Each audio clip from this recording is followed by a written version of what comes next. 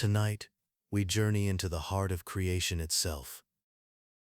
To the moment when light first stirred in the void, and one being opened its eyes. This is the story of Arceus. The Alpha Pokémon who shaped the universe, gave form to time and space, and set life itself in motion. Across the ages, its name has been spoken in awe and silence. It is the thread that connects the myths of Sinnoh to the ruins of Hisui, the god who trusted its creation enough to let it grow on its own. From the first spark of the cosmos to the calm skies of the modern world, Arceus has guided every heartbeat of existence, sometimes as a voice from the heavens, sometimes as a whisper carried by the wind. Over 20 gentle chapters will follow that journey.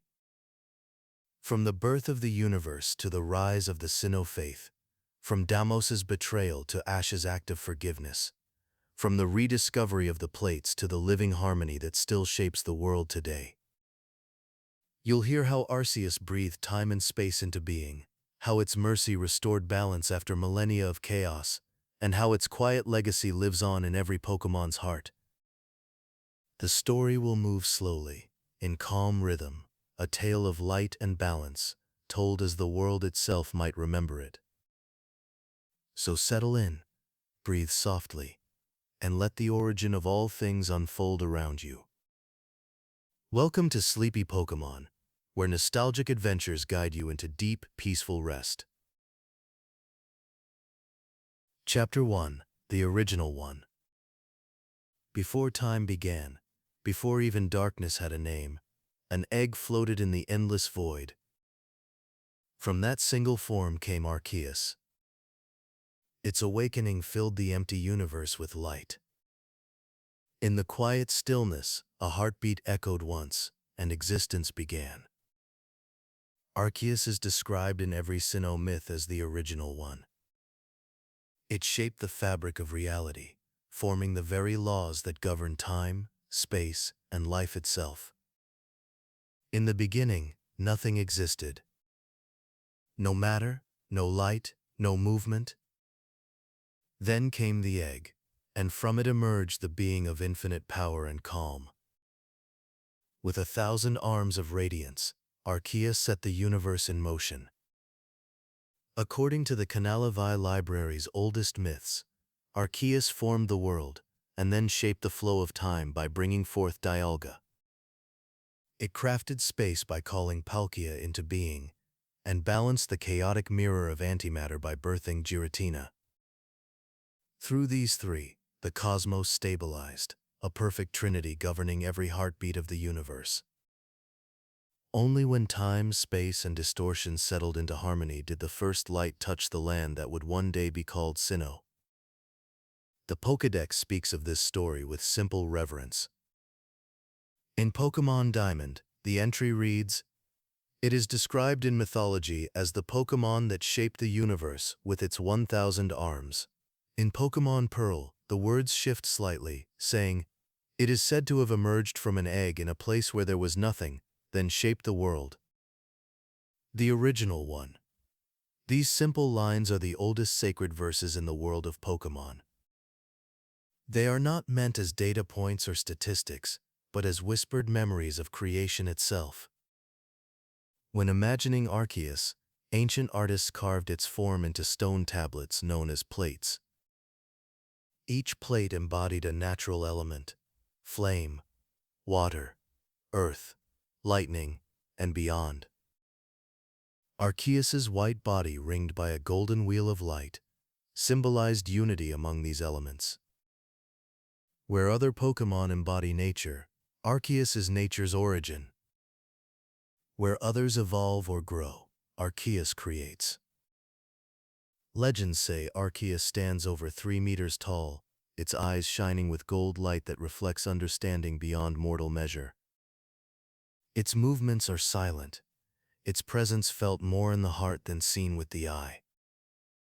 Scholars describe its power as immeasurable.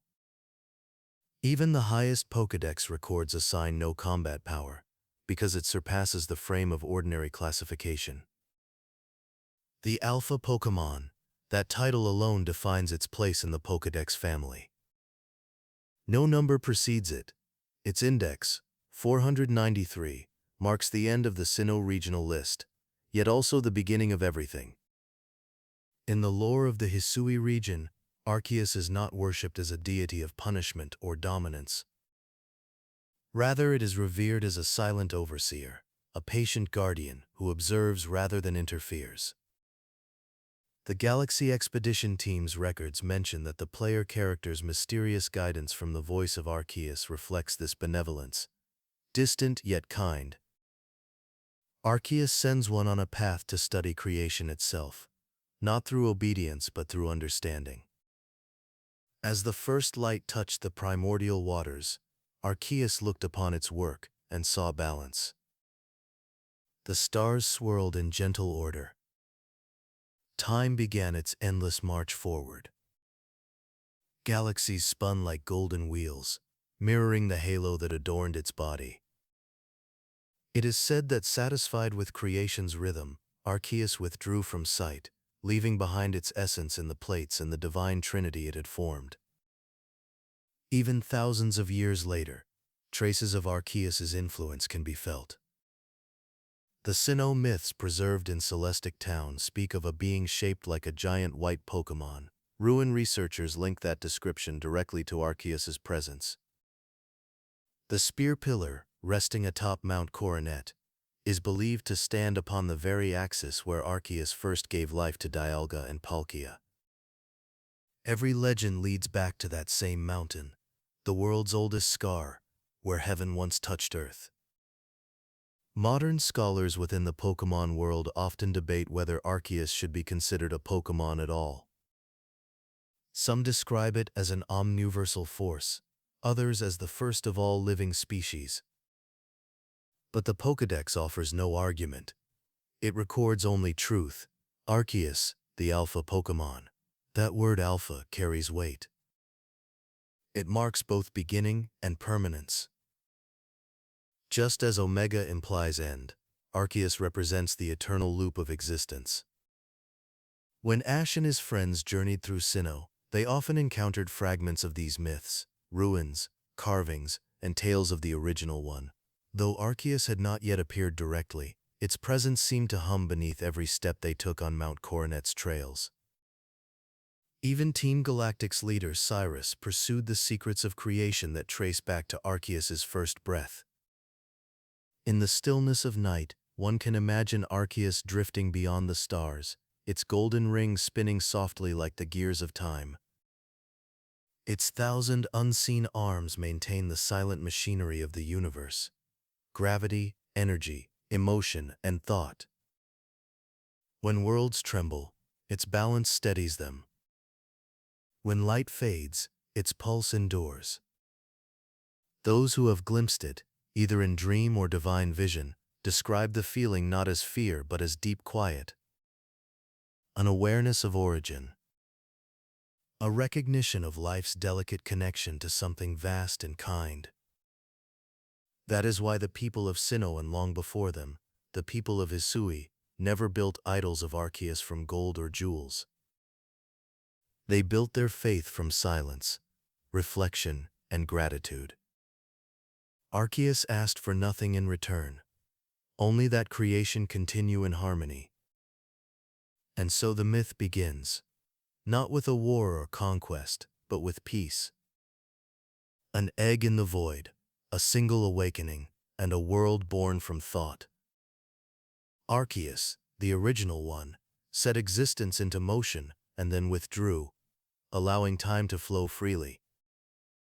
Every heartbeat that has followed, every Pokémon, every human, every story, is a continuation of that first quiet pulse. As the stars drift across the sky tonight, imagine their movement as the soft rotation of Arceus's halo. Each shimmer, a reminder of the first light that spread across emptiness. Each breath of wind, an echo of the creation that began in silence. In that silence, Arceus still listens. Unseen, eternal, and endlessly kind. Chapter 2. The Birth of the Universe.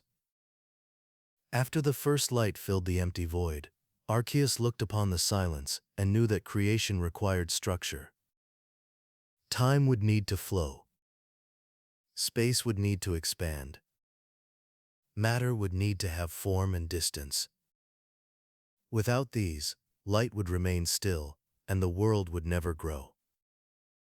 So Arceus shaped three beings from its own essence, each one born from a different spark of its infinite will. The first was Dialga, who governed the flow of time. Its body shimmered in blue steel, like starlight locked in crystal. With its heartbeat, seconds began to move, marking the first moment after eternity. Every pulse of Dialga's chest became another instant. It gave the universe motion and history. Without Dialga, all would remain still and undefined. The second was Palkia, master of space. Its wings of pearl light unfurled and stretched across the forming void. Through its power, the universe gained dimension, depth, distance, and form. The light of Arceus spread into galaxies, and stars began to bloom like flowers in the cosmic dark. Palkia's power allowed creation to breathe, expanding endlessly in every direction. The third was Giratina, whose eyes reflected the other side of existence. It embodied the distortion that balances perfection, the reflection of what lies unseen. Giratina's domain was antimatter, chaos, and the shadow between worlds. Though its nature seemed violent and restless, Arceus understood that balance requires both order and opposition. From Giratina's birth came gravity and consequence. Through it, the laws of physics and destiny found their weight. Together, these three Pokémon became known as the Creation Trio, guardians of reality. Dialga ruled time's steady rhythm. Palkia shaped the expanding space in which all things could exist. Giratina lingered between, ensuring that neither time nor space grew unchecked. Arceus's 1,000 arms reached outward, setting each guardian in its rightful place. The myths of Sinnoh describe these events as the universe's first harmony.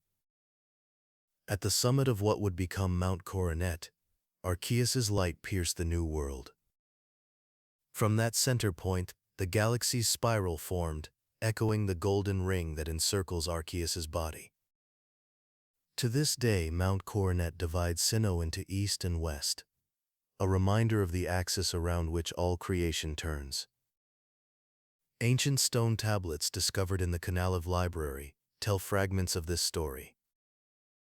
Each fragment depicts the Trinity, one of time, one of space, and one of distortion. It is said that early humans saw the northern lights shimmer above Mount Coronet and believed they were seeing the traces of Arceus's first awakening. The air itself still hums faintly with that primordial energy. The Pokédex entries for the three reflect this divine origin. In Pokémon Diamond, Dialga's entry reads, "It has the power to control time." It appears in Sinnoh myths as an ancient deity. In Pokémon Pearl, Palkia's entry states, "It is said to live in a gap in the spatial dimension parallel to ours." It appears in mythology, and in Pokémon Platinum, Giratina's record says, "It was banished for its violence." It silently gazed upon the old world from the distortion world. Each of these entries holds fragments of Arceus's will, time, space, and shadow, each holding their role in perfect symmetry. When Arceus brought the trio into existence, their combined powers began to shape the raw materials of the world.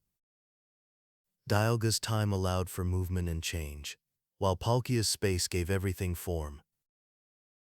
Giratina's distortion created reflection, every mountain mirrored by a shadowed peak, every light balanced by its darkness.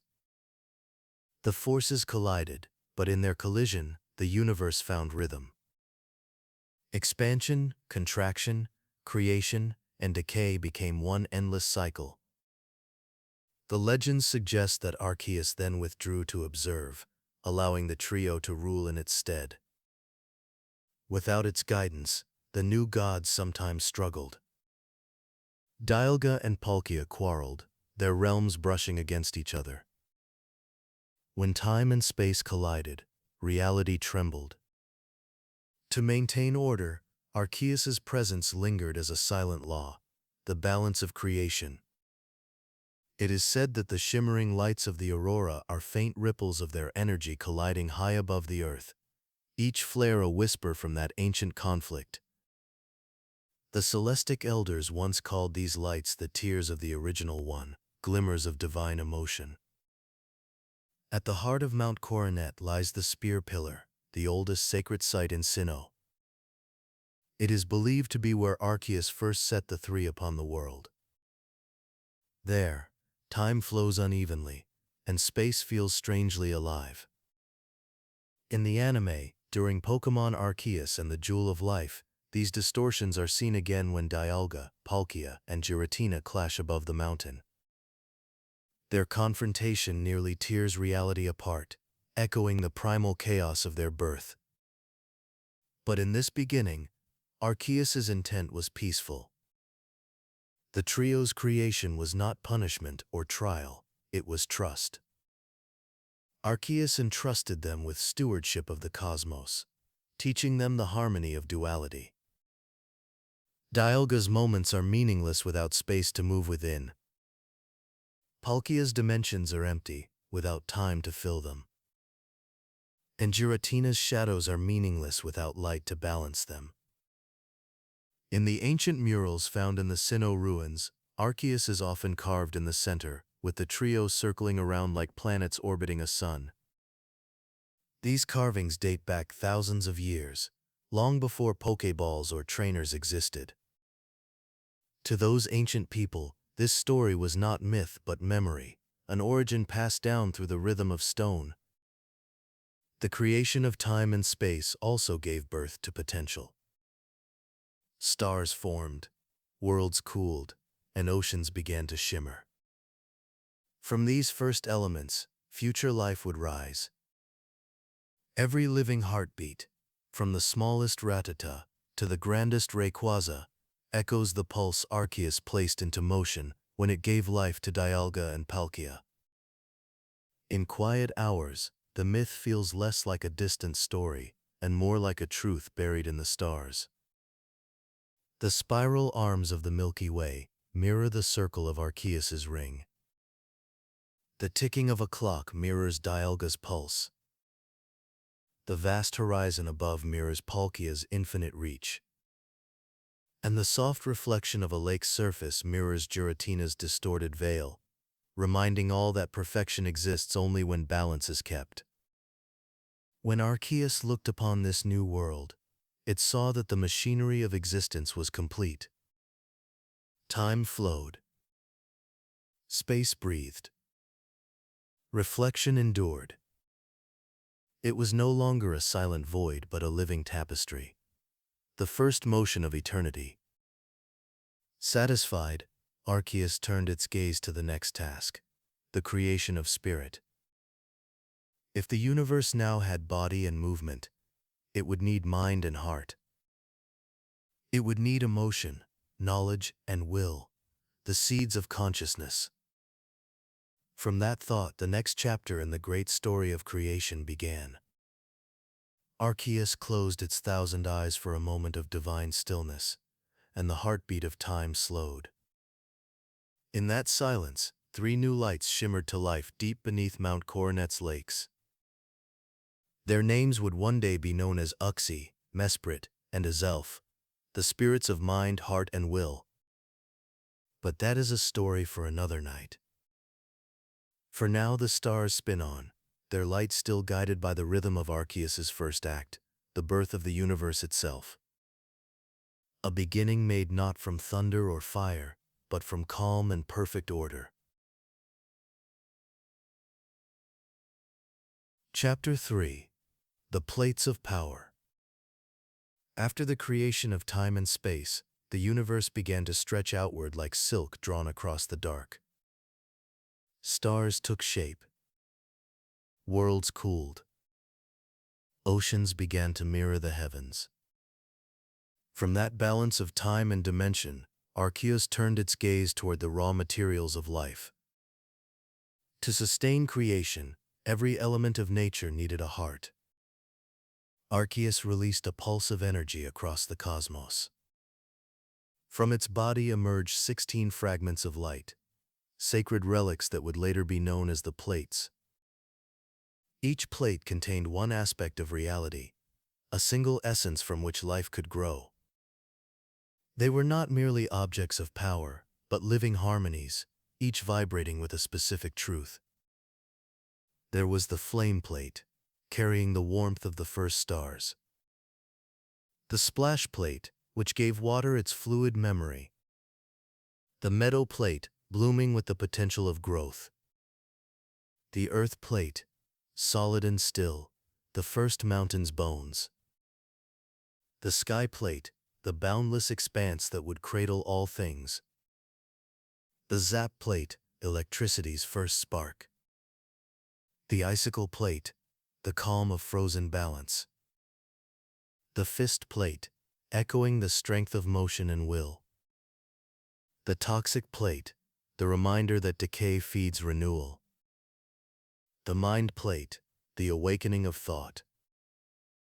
The insect plate, the pattern of small and tireless life. The stone plate, the memory of permanence. The spooky plate, the whisper of spirit and the unseen world. The Draco plate, the roar of dragons that would embody raw instinct. The dread plate, shadow's patient presence. And finally the iron plate, the unyielding core that binds strength and endurance.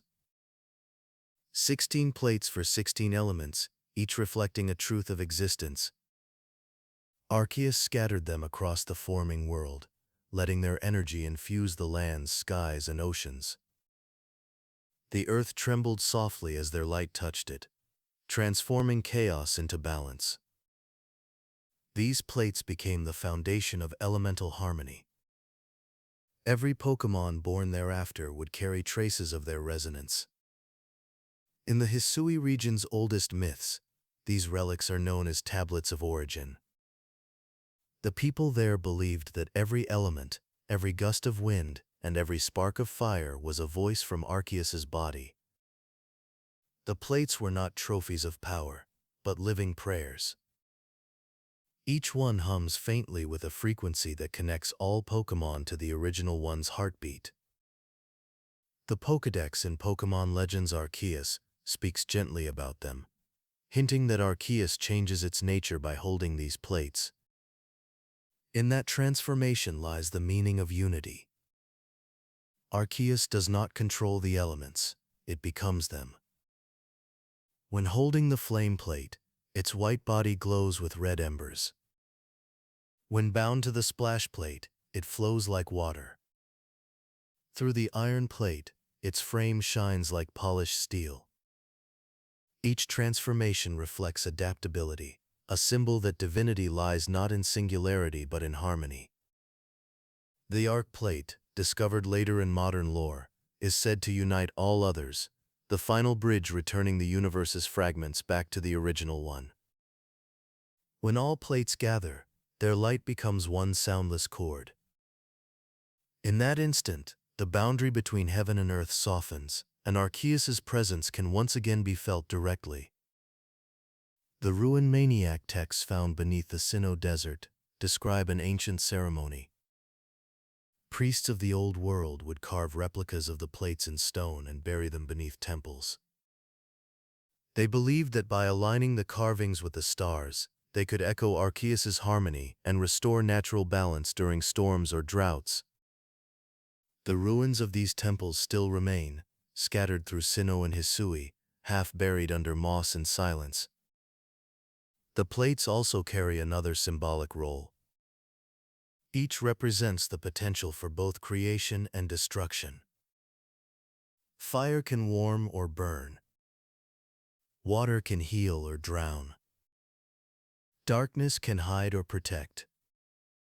Arceus's perfection lies in the balance between them, never favoring one over another. The universe's order depends on that equality. The same lesson reflected in every Pokémon battle where elemental strengths and weaknesses shape the rhythm of victory and loss. Arceus understood this truth deeply. When it scattered the plates, it ensured that no single element could dominate. That decision shaped the natural law that governs the Pokémon world. Even now, when trainers speak of types, they are unknowingly echoing the same divine structure first set by the original one. Every battle, every move, and every evolution is a faint reflection of those 16 lights cast across creation. In Pokémon Arceus and the Jewel of Life, the sacred jewel that Damos receives is described as containing a fragment of Arceus's power. Some scholars believe that the jewel may have been formed from the combined radiance of several plates, a condensed spark of creation. Its ability to heal the land and restore vitality mirrors the plate's original purpose, to sustain life, not merely to empower it. When Arceus rests, the plates are said to hum quietly, their energy maintaining the order of nature. The auroras that dance above Sinnoh's skies on cold nights are believed to be their resonance traveling through the atmosphere, the soft song of a living world. Over countless millennia, the plates became scattered again. Some were buried beneath mountains. Others were hidden in oceans or guarded by ancient Pokémon who carried fragments of their energy within their DNA. When the player in Pokémon Legends Arceus gathers them once more, it is described not as a conquest, but as a spiritual reunion, returning the notes of creation to their source. At that moment, Arceus reveals its truest nature, all forms, all types, existing in harmony. The plates cease to be objects and become understanding. The trainer standing in that timeless realm does not hold 16 pieces of power. They hold the memory of unity, a reflection of Arceus's calm vision when the world was new. It is said that if one listens closely while near the plates, faint chimes can be heard.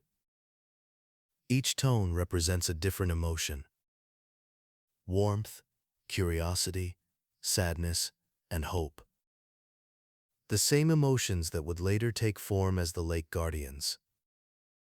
Through them, the next step of creation began, the birth of consciousness itself. The story of the plates is therefore not one of weaponry or magic, but of balance. The world remains whole because every element, from flame to frost, is in conversation with another. Arceus did not build a world of perfection, but a world of relation, each part leaning on the next.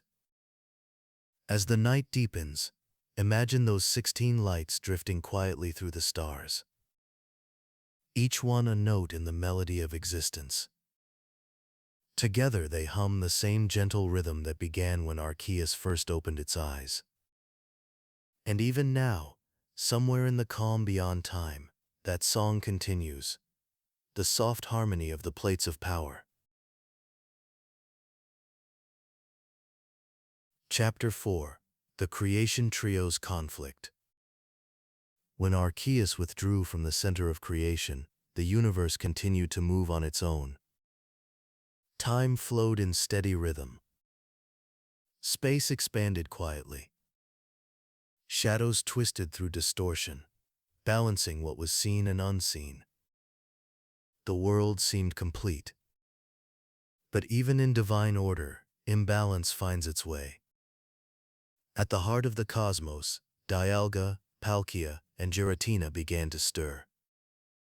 Their domains brushed against one another, like waves overlapping at the edge of a shore. At first, these ripples were gentle. Time flowed across space, and space held time within it.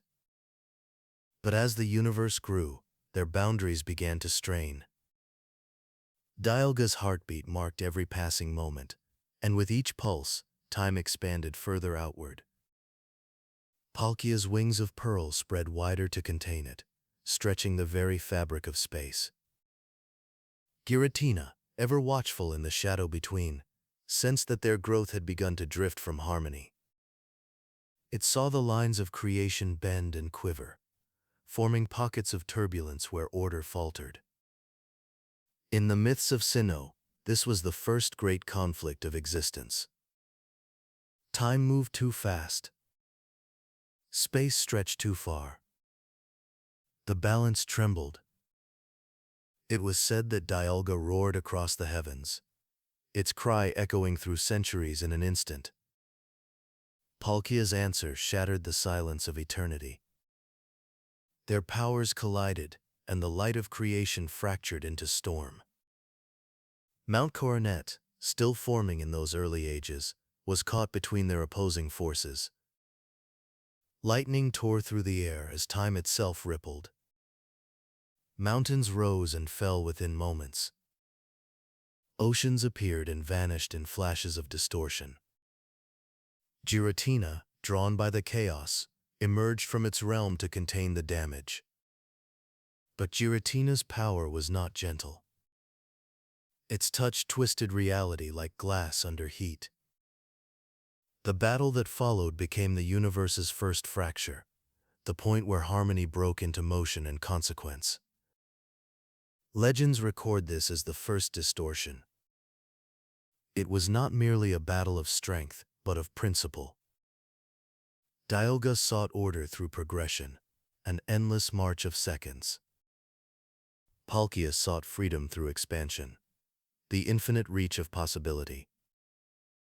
Giratina embodied reflection and consequence, punishing excess with chaos. None were wrong. Yet together, they could not agree. The Pokédex entries later preserved echoes of this tale. In Pokémon Platinum, Dialga is said to control time and appear in myths as an ancient deity. Palkia lives in a gap of spatial dimension, symbolizing the endless nature of distance. Giratina, it says, was banished for its violence. That final line holds the heart of this story. In the world's beginning, Giratina's power grew unstable. Its attempt to mediate the others turned destructive. The energy it released distorted reality, twisting matter into strange mirrored reflections. Arceus, observing from beyond, saw that balance required separation. And so, with a sorrowful light, it intervened. In a moment without sound, Arceus spread its 1,000 arms. Time slowed until it nearly froze. The stars ceased their motion. The winds quieted. Dialga and Palkia's struggle paused, their eyes reflecting the infinite stillness of their creator. Giratina trembled in its shadowed form, understanding that judgment had come. Arceus did not speak with anger. It simply reshaped the cosmos. It drew a veil between realities and cast Giratina into what would become known as the distortion world, a place without direction or gravity, where reflection replaces reality. There, Giratina would dwell as guardian and watcher, ensuring that no imbalance could again threaten the structure of existence. Though often described as exile, this act was not punishment. It was mercy. In that mirrored world, Giratina found peace in solitude. Its rage cooled into patience. Its chaos became control. Over eons, it learned to cherish the distorted beauty of imperfection. When it later appeared in the modern age, its calm eyes and slow flight across the void revealed a creature no longer ruled by anger, but by understanding. Meanwhile, Dialga and Palkia resumed their duties with new respect for one another. Time continued to flow. Space continued to grow. Yet between them lay memory, a reminder that even divine beings must live in balance. The spear pillar, carved atop Mount Coronet, stands as a monument to this moment. Ancient scholars believed it to be the place where Arceus restored harmony after the first distortion. Its four pillars symbolize the balance of the elements and the stability between time and space. The energy that hums through the mountain is said to be the remnant of that divine intervention, the heartbeat of order, echoing within stone. In later eras, humans discovered these ruins and recorded fragments of the tale in murals and clay tablets. The Celestic Town elders teach that when Dialga and Palkia clash, the world itself trembles because the laws of existence remember that first conflict. The myth endures, not as a warning of destruction, but as a parable of restraint. In Pokémon Arceus and the Jewel of Life, the aftermath of that ancient discord echoes again. Dialga, Palkia, and Giratina's eventual confrontation in the film mirrors their primordial struggle. Their roars tear through time itself, and once again, Arceus's balance must be restored through compassion. The film's events serve as a circle returning to the first myth, a reminder that the forces of creation are bound together by emotion as much as by power. The creation trio's conflict also introduced the concept of consequence to the world. Before their clash, there was only motion and light. After it, there was history. Events began to cause ripples. Cause and effect took root.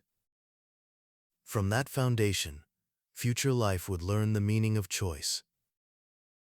In Hisui's oldest oral stories, it is said that Arceus wept after the separation. The tears fell as rain upon the forming world. Where they touched the lakes at the foot of Mount Coronet, three ripples of light spread outward: Uxie, Mesprit, and Azelf.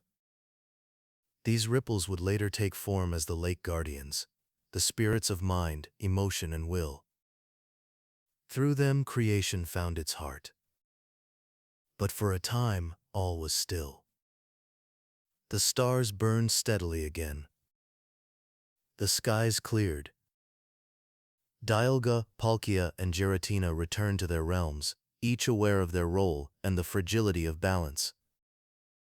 The void once more sang its quiet song, and Arceus withdrew to rest.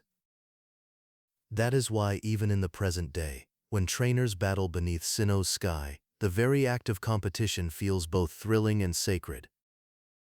Every clash between Pokémon echoes that first divine conflict, a contest of strength seeking harmony, not destruction.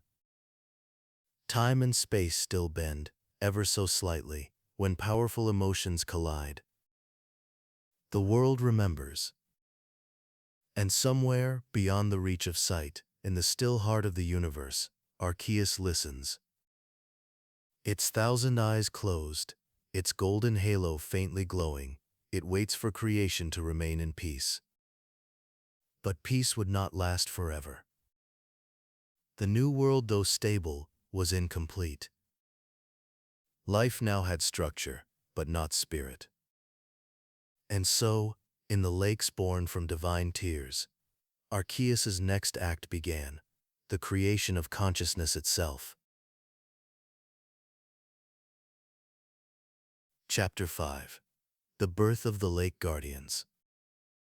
After the clash of the creation trio faded into silence, the world entered a long calm. The mountains cooled, the oceans settled, and time resumed its gentle rhythm. Yet Arceus looked upon its creation and saw that something was still missing. The universe had movement and form, but not awareness. Matter existed, but it did not yet feel. The stars burned, but they did not dream.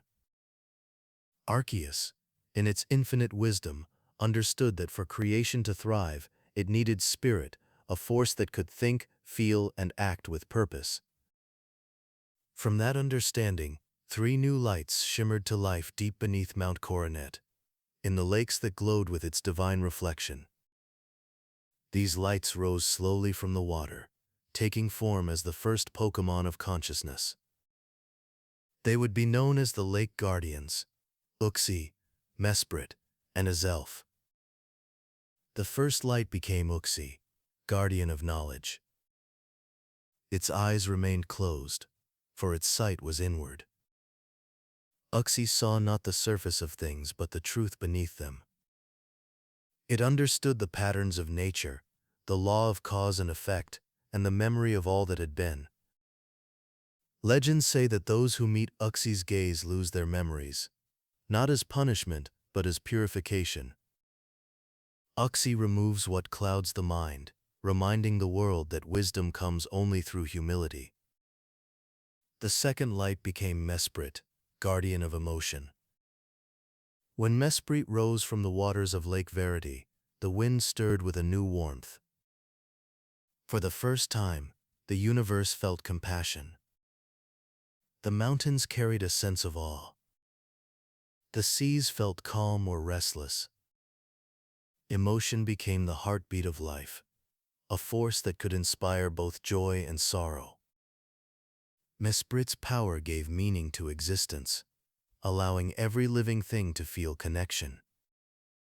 The third light became Azelf, guardian of willpower. Azelf emerged from the still waters of Lake Valor, with eyes burning like twin blue stars.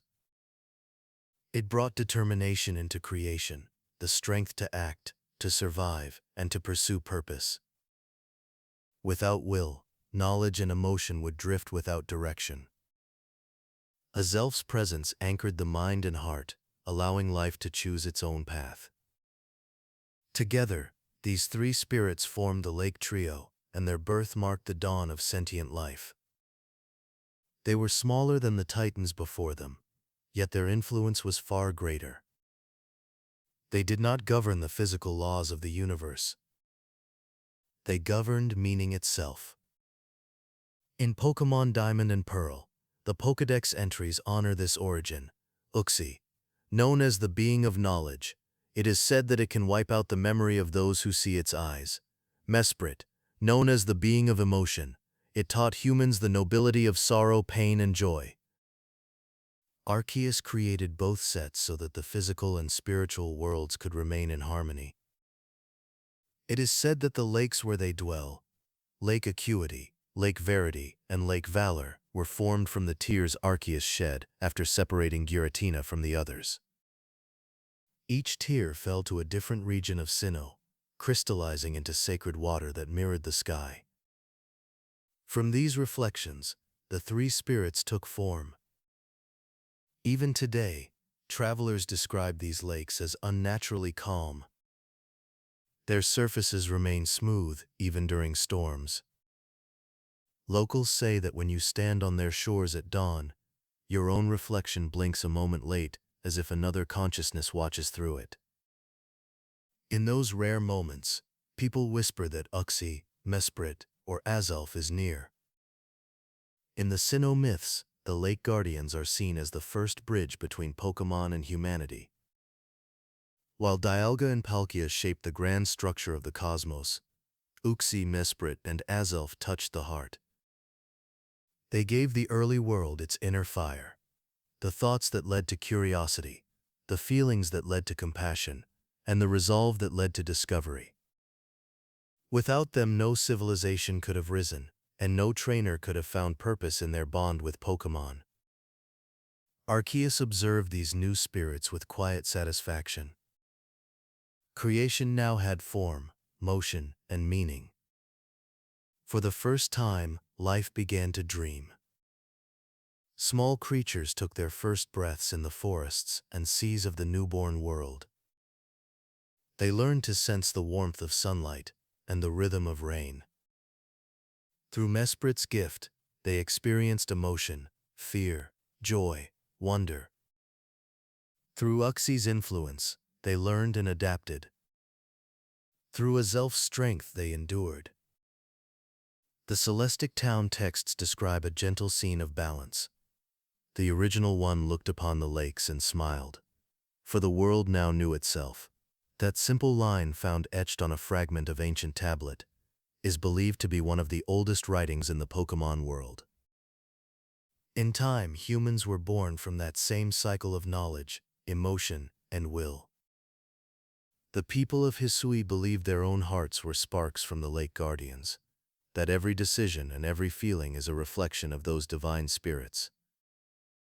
Even the modern Pokémon League symbol, shaped as 3 points encircling a center, is thought to echo the Lake Trio's perfect balance. Centuries later, in Pokémon Legends Arceus, the player is chosen to encounter each guardian. These meetings are calm and dreamlike, guided by quiet understanding rather than combat. Each spirit tests not strength, but connection. Uxie asks riddles to measure comprehension. Mesprit tests emotion by invoking memory. Azelf challenges courage by asking the traveler to act in the face of fear. Each trial mirrors the very gifts they gave to creation itself. When the three finally align their powers, the red chain is formed, a crystalline bond of mind, heart, and will. It is that same chain which later binds time and space, preventing Dialga and Palkia's powers from collapsing reality. The red chain is not a weapon but a reminder. Only when intellect, emotion, and determination work together can balance be maintained. This philosophy runs through every generation of Pokémon stories. Every friendship, every challenge, every act of courage in the anime reflects the Lake Trio's eternal influence. When Ash stands up after defeat, he embodies Azelf's will. When Pikachu comforts a friend, it echoes Mesprit's emotion. When any trainer learns from a mistake, Uxie's wisdom shines quietly through them. The legend teaches that even though Arceus rests in the heavens, its gifts remain close. The Lake Guardians wander unseen, ensuring that the world never loses its sense of self. And if one gazes long enough into the still water at dawn, they might feel it, a ripple that does not belong to wind or stone, but to something ancient, patient, and kind. Through them, the world learned to feel. Through them, creation found its heart. And through them, the legacy of Arceus became more than light, it became life. Chapter 6. The Sinnoh Legends Faith. As ages passed and the world continued to cool, creation no longer trembled with divine motion. The storms of the beginning softened into wind and rain. Mountains held their shape. The lakes glimmered with quiet spirit. For the first time, generations of life came and went without cosmic interruption. It was in this stillness that humans began to awaken. Born from the same breath that stirred Pokémon, their minds carried faint memories of the original one's light. They did not know its name, but they felt its rhythm, a calm pulse beneath the stars, guiding the world forward. They built their lives around that feeling, gathering near sacred lakes and mountains that shimmered with an energy they could not explain. Over time, they began to tell stories. The first Sinnoh legends took shape as songs sung beside fires. The people spoke of a great white being who slept among the stars, surrounded by shining wheels of gold. They spoke of 3 dragons who carried time, space, and shadow within their breath, and of 3 spirits who lived in the lakes, whispering dreams into mortal hearts. In these stories, the universe itself became a sacred poem, every mountain and river a verse written by Arceus's hand. Centuries later, these beliefs grew into the first temples. Carved high into cliffs and mountain ridges, these sanctuaries aligned perfectly with the stars above Mount Coronet. When the sun rose on the longest day of the year, its light would travel through narrow corridors and strike a single altar stone, the point where worshippers believed the energy of Arceus gathered most purely. At the heart of this devotion stood the Spear Pillar, the largest and oldest of all sacred sites. Its construction is so ancient that even the people of Hisui, thousands of years before Sinnoh's modern age, spoke of it as a ruin built by their ancestors. 4 massive columns, each carved from a single slab of mountain stone, reach upward toward the sky. Though broken by time, their alignment mirrors the heavens. When night falls, the constellations of Dialga, Palkia, and Giratina seem to rest directly above them. Scholars believe the temple was built to mirror the divine meeting place where the creation trio once gathered under Arceus's watch. In Pokémon Diamond, Pearl, and Platinum, the Spear Pillar is where the player encounters those same gods. A moment that blurs myth and memory. The place hums with strange power. Gravity weakens. Light bends slightly around the edges of sight.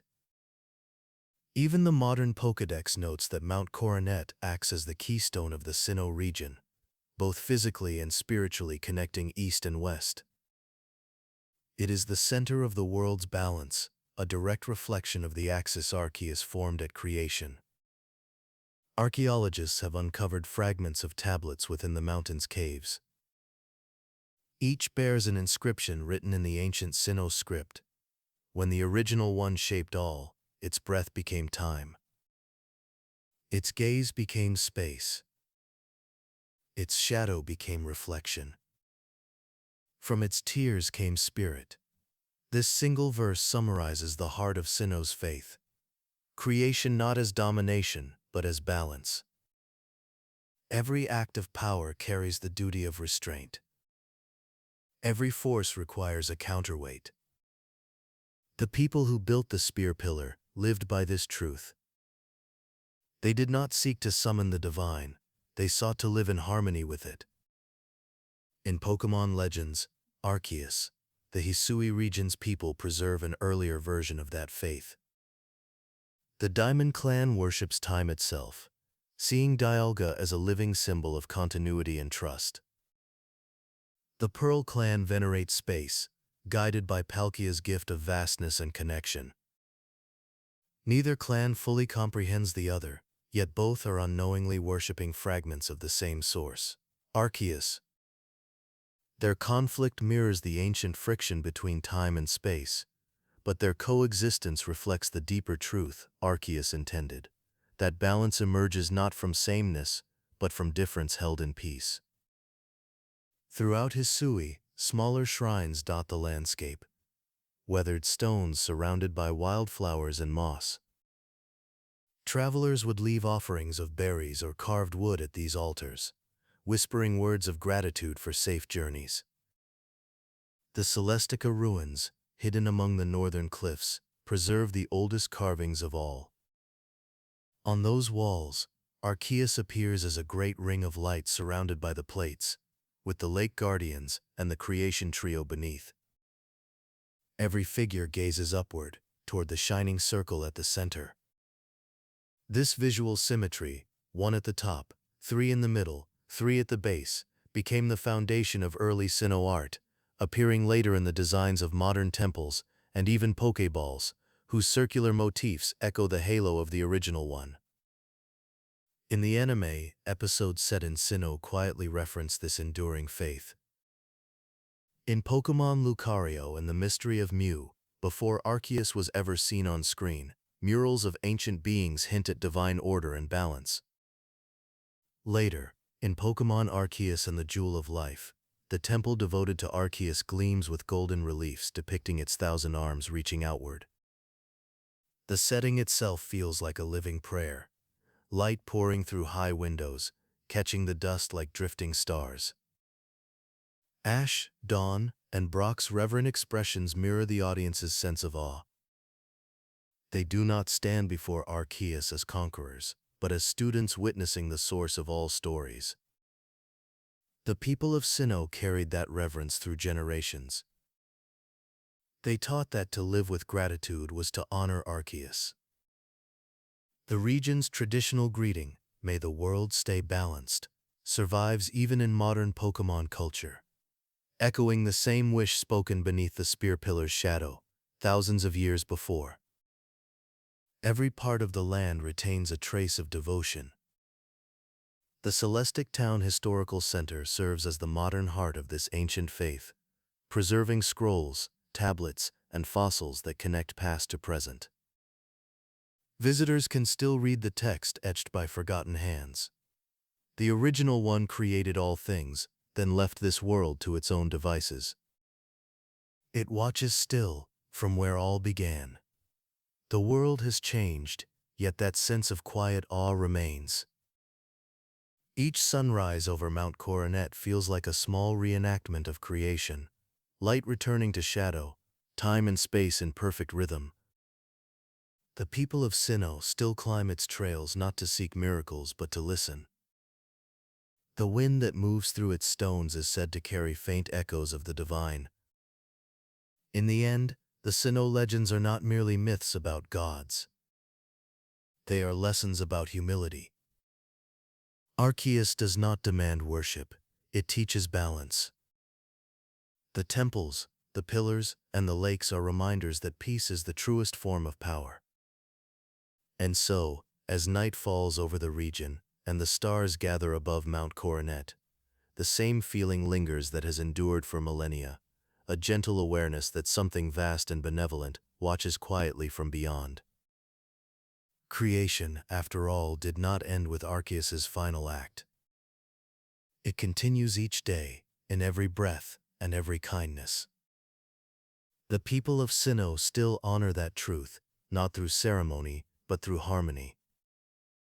And when the morning light touches the spear pillar once more, it feels less like sunrise and more like remembrance. The world remembering the hands that shaped it, and the calm faith that keeps it turning still. Chapter 7: Arceus and the Jewel of Life. Long after the world settled into calm rhythm, a new era of humanity began. Cities rose beside rivers, harvests flourished, and the faith of Sinnoh's ancestors continued to echo through stone temples and whispered prayers. Yet one legend among them stood apart from all others, the tale of Arceus's descent, when the original one left the heavens and walked among mortals. This story is told in the film Pokémon Arceus and the Jewel of Life, released in 2009. It completes the Sinnoh movie trilogy that began with the rise of Darkrai and continued through Giratina and the Sky Warrior. The film's events intertwine with myth itself, showing Arceus not as an unseen god, but as a living being capable of mercy, anger, and forgiveness. Long ago, before Pokéballs, before the modern regions were named, a powerful storm struck the land that would one day become Sinnoh. Floods and earthquakes tore across the plains. The earth split open, and the people cried out to the heavens for deliverance. Their prayers reached Arceus, who had been resting in the silence beyond time. Hearing their suffering, the original one descended in a burst of light, its golden ring shining brighter than the sun. Among the survivors was a man named Damos, a humble guardian chosen for his wisdom and compassion. When Arceus appeared, Damos did not cower. Instead, he stepped forward, speaking with reverence. He promised to care for the land and its people if only the world could be restored. Arceus listened to his plea and, seeing his sincerity, offered a fragment of its divine power, a radiant gem formed from its own plates. That gem became known as the Jewel of Life. It held within it the energy of the earth, capable of restoring barren soil and healing the broken world. With it, Damos rejuvenated the land. Forests grew again, rivers flowed clear, and the people prospered. For a time, harmony returned. But even divine gifts can be misunderstood. As years passed, the people began to forget the promise they made. Wealth and abundance bred greed, and some feared that returning the jewel to Arceus would mean losing their prosperity. When the appointed day came to return it, Damos was deceived by his advisor Marcus, who feared the loss of power. Under Marcus's influence, the people prepared a trap. When Arceus descended once more to reclaim the jewel, it was met not with gratitude, but with betrayal.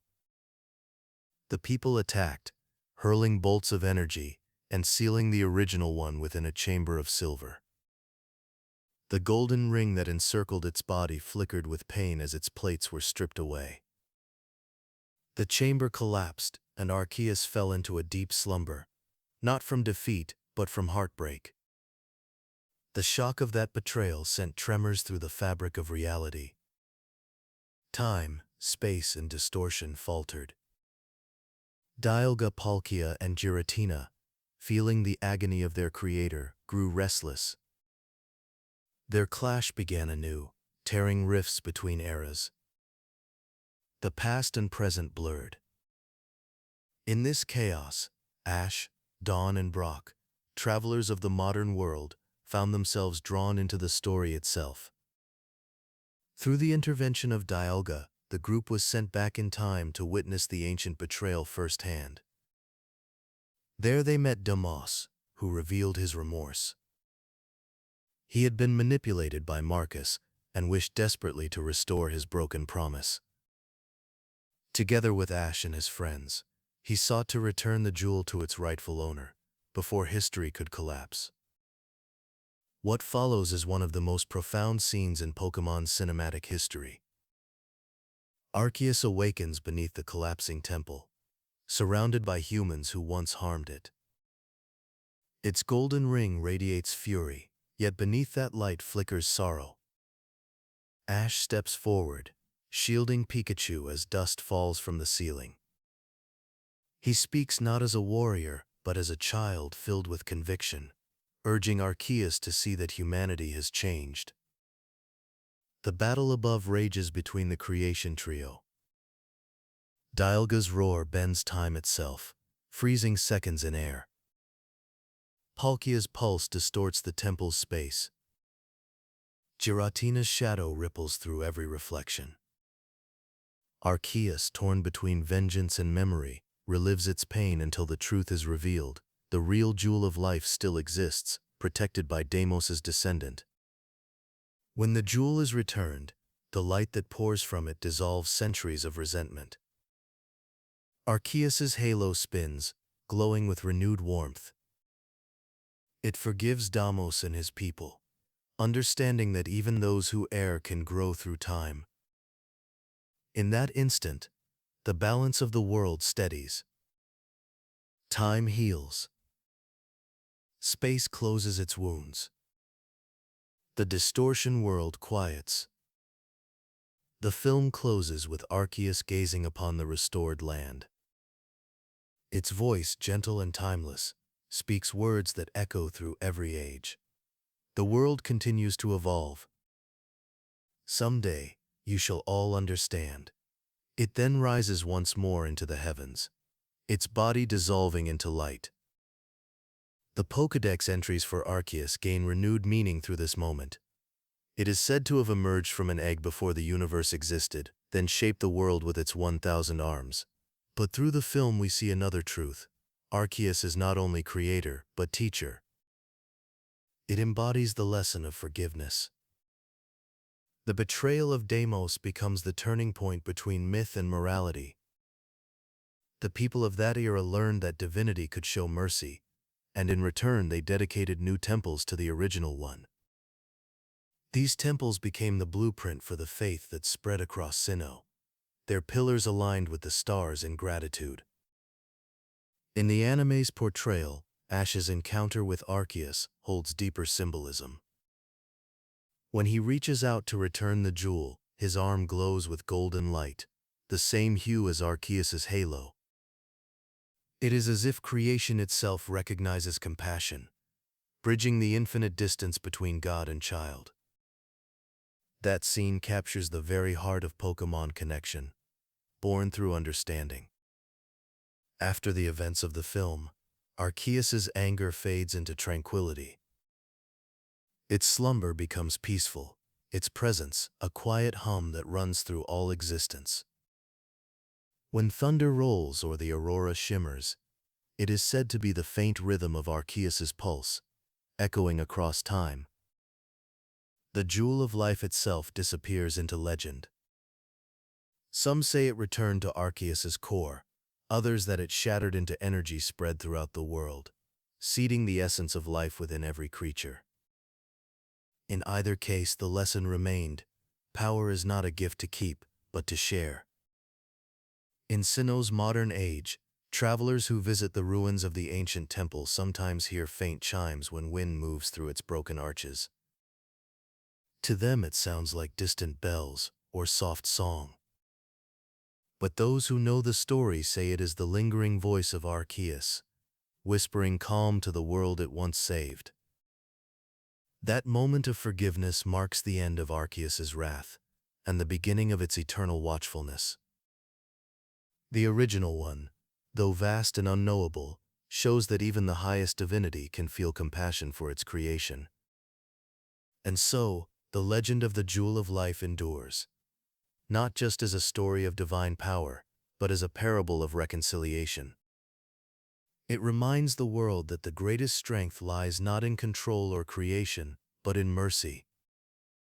Somewhere beyond the stars, Arceus drifts once more, its ring shining gently through the void. The universe hums in perfect balance again, warmed by forgiveness that echoes forever in the hearts of all living things. Chapter 8: Damos's Betrayal. Long before history was written, the world was still young. The land that would one day be called Sinnoh lay beneath a golden sun, full of calm rivers, fertile plains, and stone temples dedicated to the heavens. Among its people was a man known simply as Damos, a guardian of the valley and a speaker of truth. When Arceus descended to the earth, bringing the Jewel of Life, Damos became its chosen protector. He had been pure of heart, deeply attuned to the balance of the world. With the jewel's light, he nurtured the land into abundance. Crops grew taller. Lakes shimmered clearer. Even the wind seemed to carry gratitude. The people flourished, and their faith in Damos was unwavering. But prosperity often stirs ambition, and ambition can invite deceit. Among Damos's advisors was Marcus, a man of intellect and influence, but one whose heart bent easily toward fear. He believed that returning the Jewel of Life to Arceus would doom the valley, stealing away its newfound glory. "Why surrender what brings us power?" he whispered. His words spread among the people like vines, wrapping around their faith until doubt took root. When the appointed day came to return the jewel, Marcus enacted his plan. He convinced Damos's followers that Arceus would reclaim not just the jewel but their entire land. The temple priests, swayed by fear, prepared a trap. A chamber of silver was built within the sacred temple, a cage forged from metal that could reflect divine energy back upon itself. Marcus promised Damos that it was only for safety, that Arceus must first be tested. Damos, weary from the burden of leadership, believed him. He entered the temple that night beneath torchlight, unaware of the betrayal unfolding around him. The sky trembled as Arceus descended once more, its halo burning like the sunrise. Golden light filled the temple. The people knelt, awe and fear mingling in their hearts.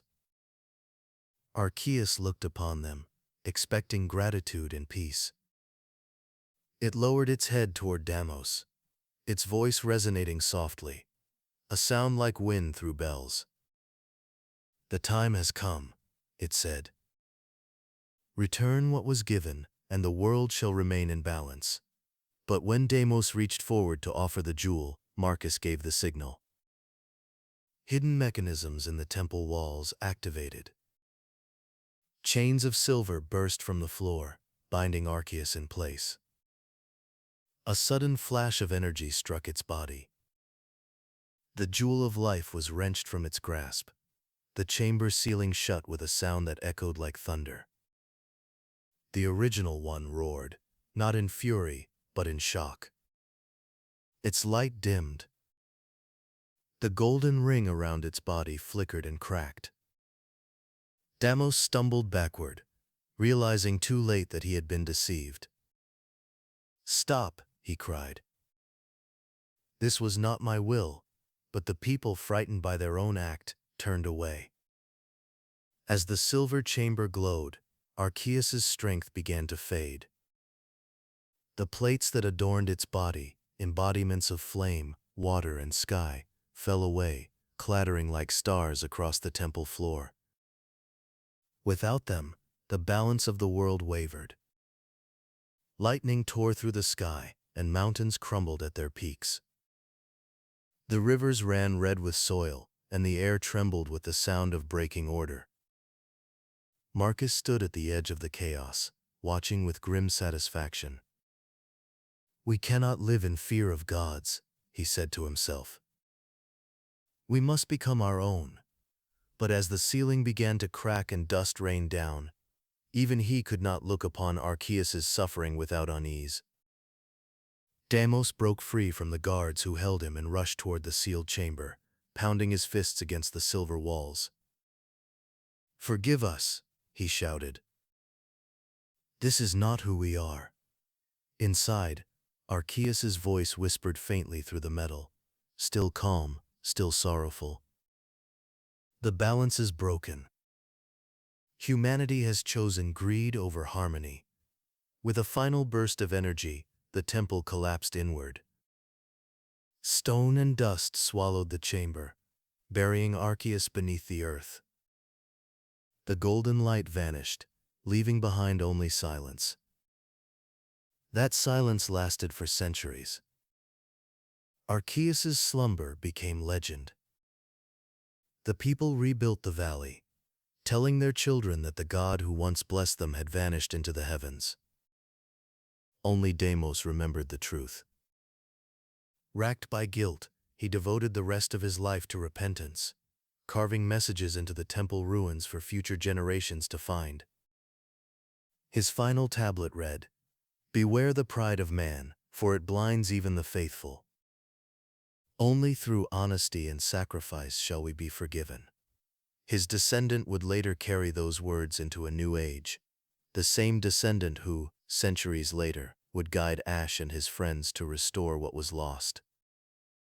In the modern age, when Arceus awoke once more in Pokémon, Arceus and the Jewel of Life, its first feeling was pain. The betrayal lingered within it like a shadow. Its once golden eyes glowed red, its voice trembling with grief. "I gave you life," it said to the air, "and you repaid me with ruin." Its awakening caused the sky to darken across Sinnoh. Time warped.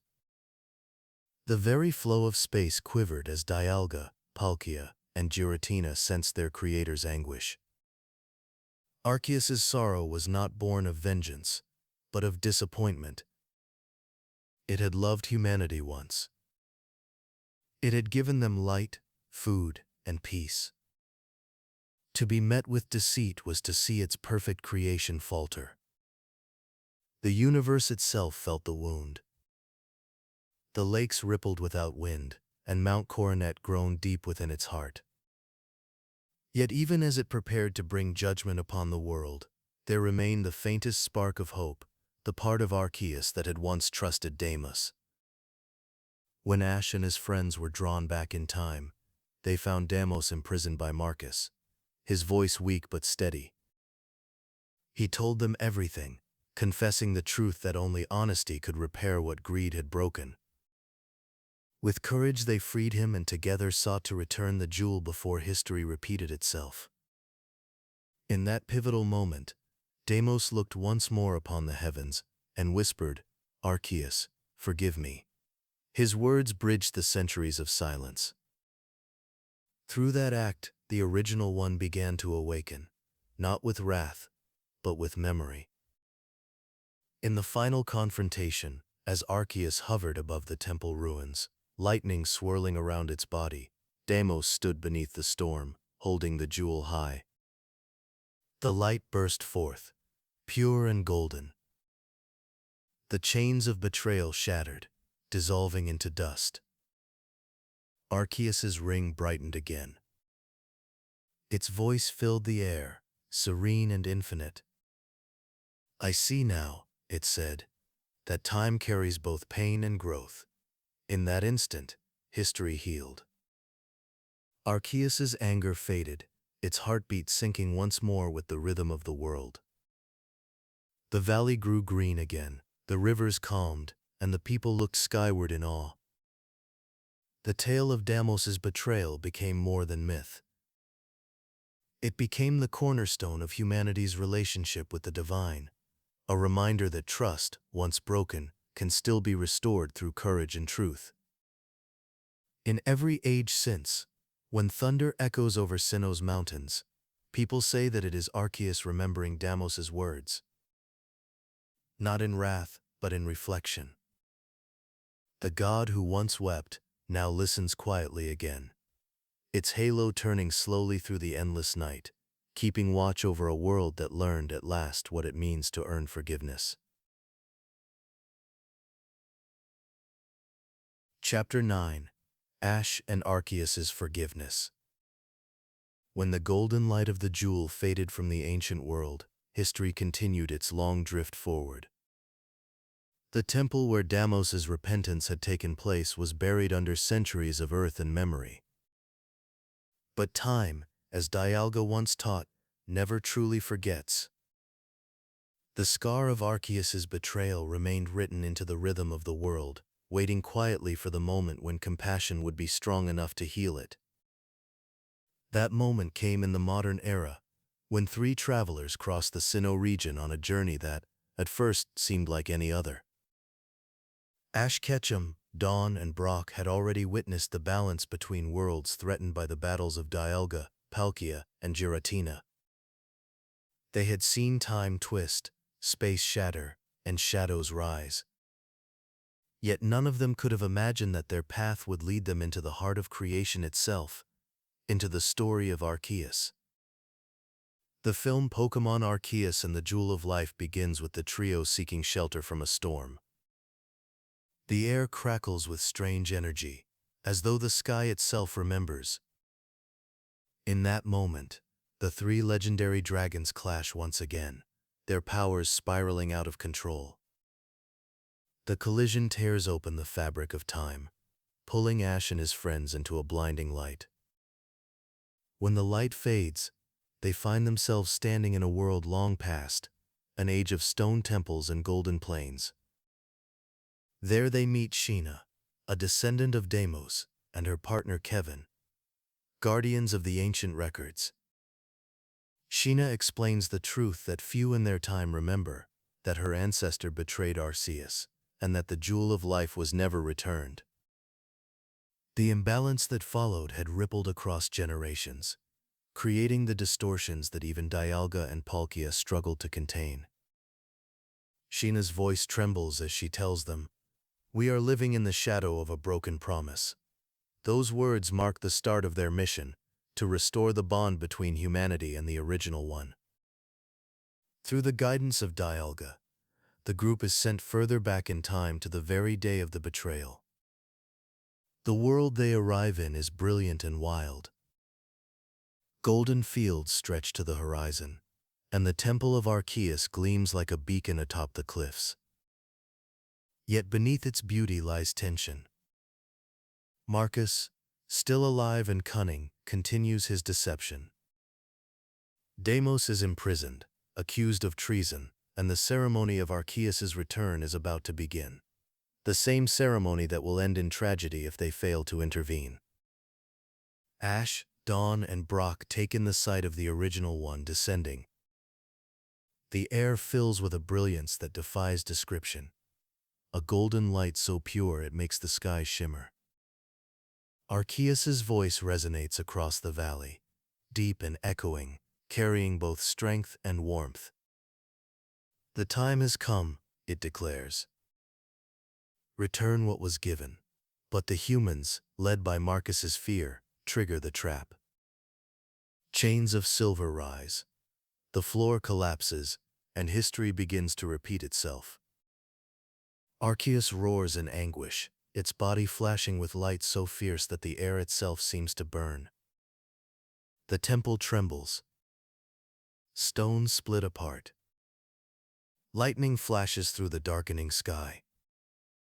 Ash and his friends rush to free Damos and reveal the truth, but even as they succeed, the original one begins to fade.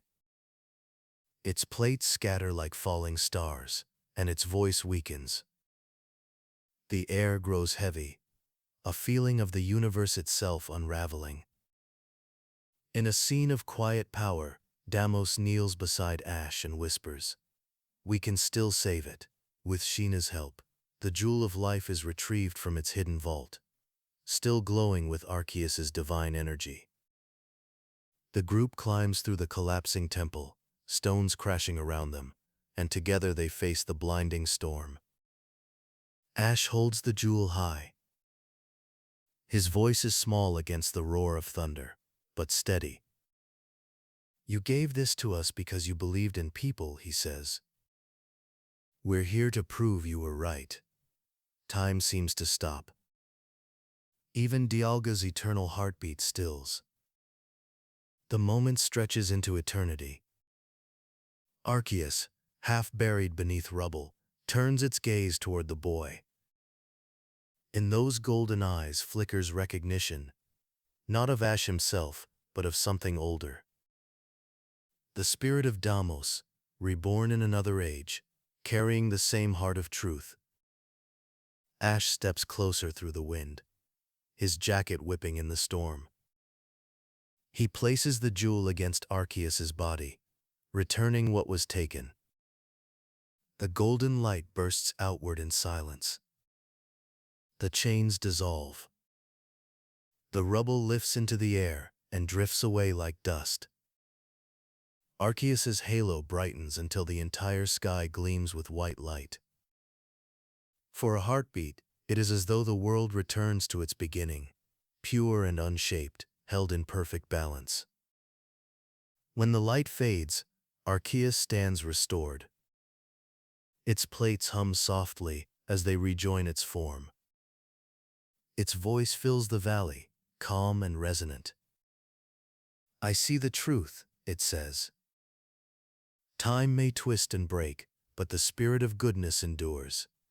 It looks upon the humans who stand before it, Damos, Sheena, Ash, Dawn, and Brock, and for the first time in centuries, it feels peace. The storm above dissolves into sunlight. Dialga, Palkia, and Giratina appear in the sky, their forms no longer clashing but circling one another in quiet harmony. The sound they make is like music, a chorus of creation. Arceus lifts its gaze toward the heavens. "The world shall continue to evolve," it says softly. "May this light guide it." The jewel of life disintegrates into golden dust, scattering across the valley. Wherever it touches, the land blossoms. Trees sprout from barren soil. Rivers turn clear. The people, once blinded by fear, kneel in silence. Ash looks up as Arceus hovers above them, radiant and serene. For a brief moment, the boy and the god share an unspoken understanding. Ash's courage, born from friendship and loyalty, has rekindled the same faith Arceus once had in humanity. That connection, the bridge between mortal and divine, restores balance to the universe. When time resumes its flow, the group returns to their present day. The world feels lighter, the sky clearer.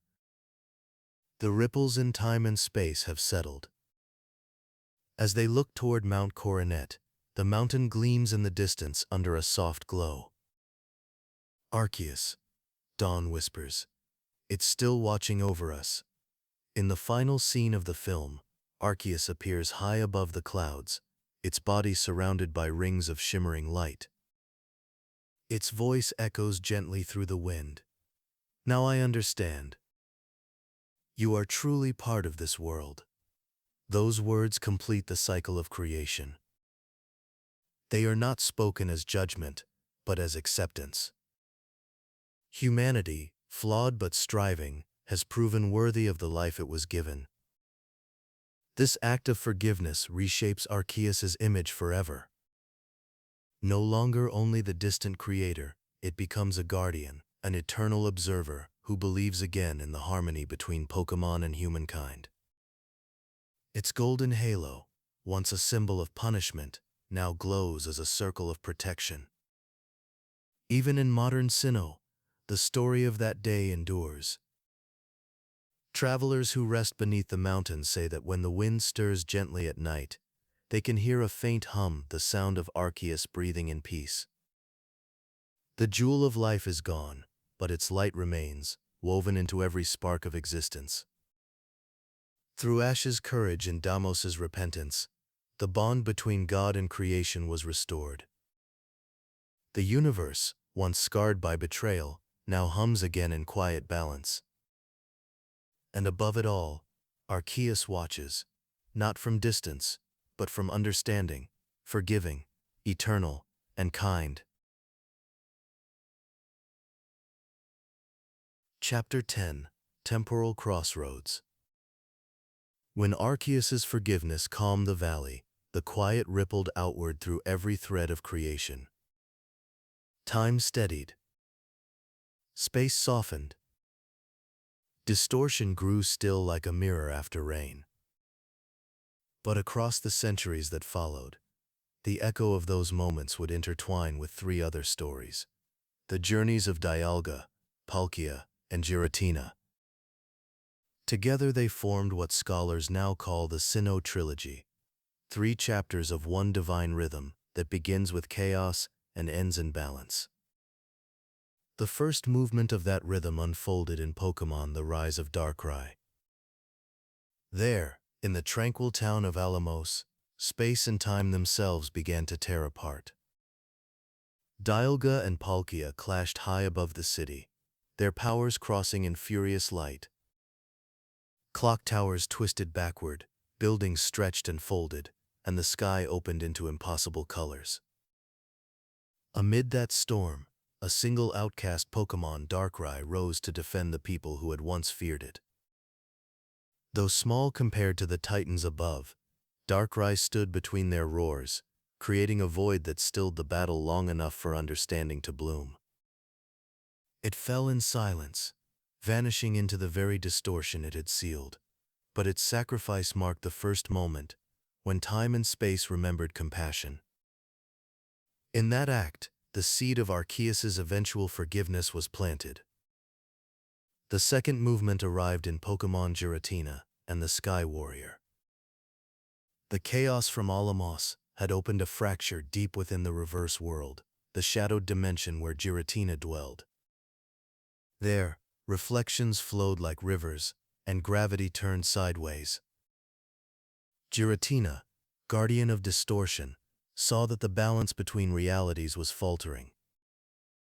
It emerged from its mirrored realm to capture Dialga, blaming the Dragon of Time for the scars that now marred its home.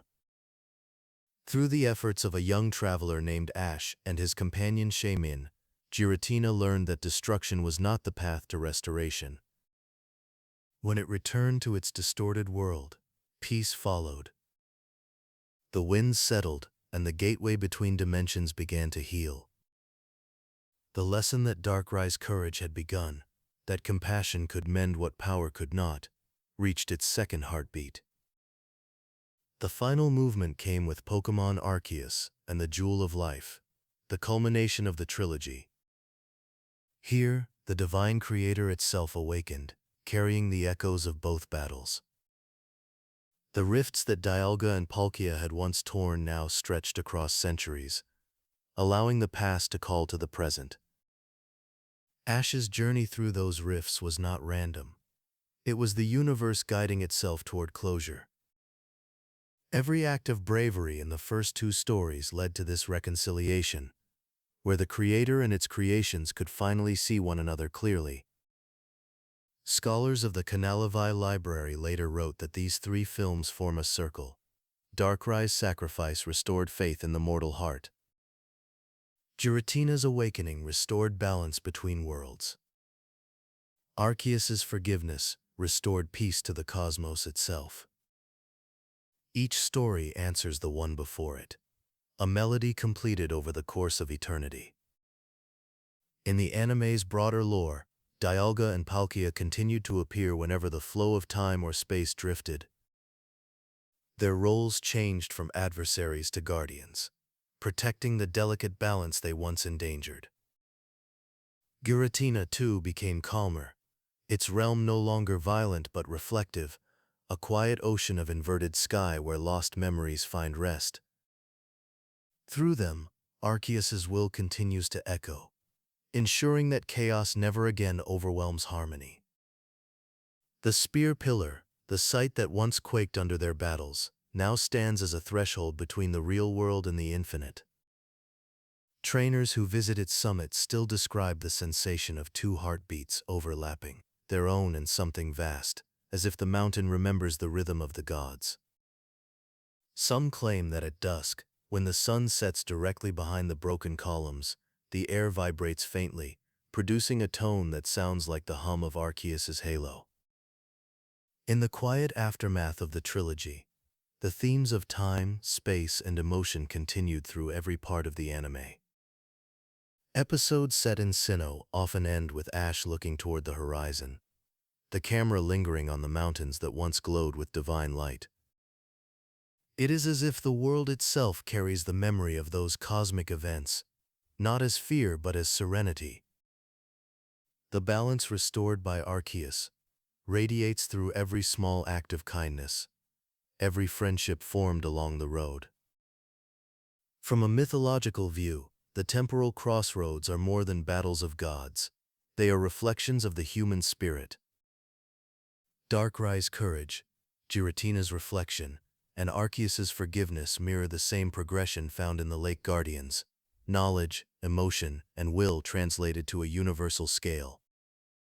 The trilogy therefore becomes not just a story of celestial beings, but of humanity learning to live in harmony with the divine forces that shape their world. When the trilogy concludes, the skies above Sinnoh clear.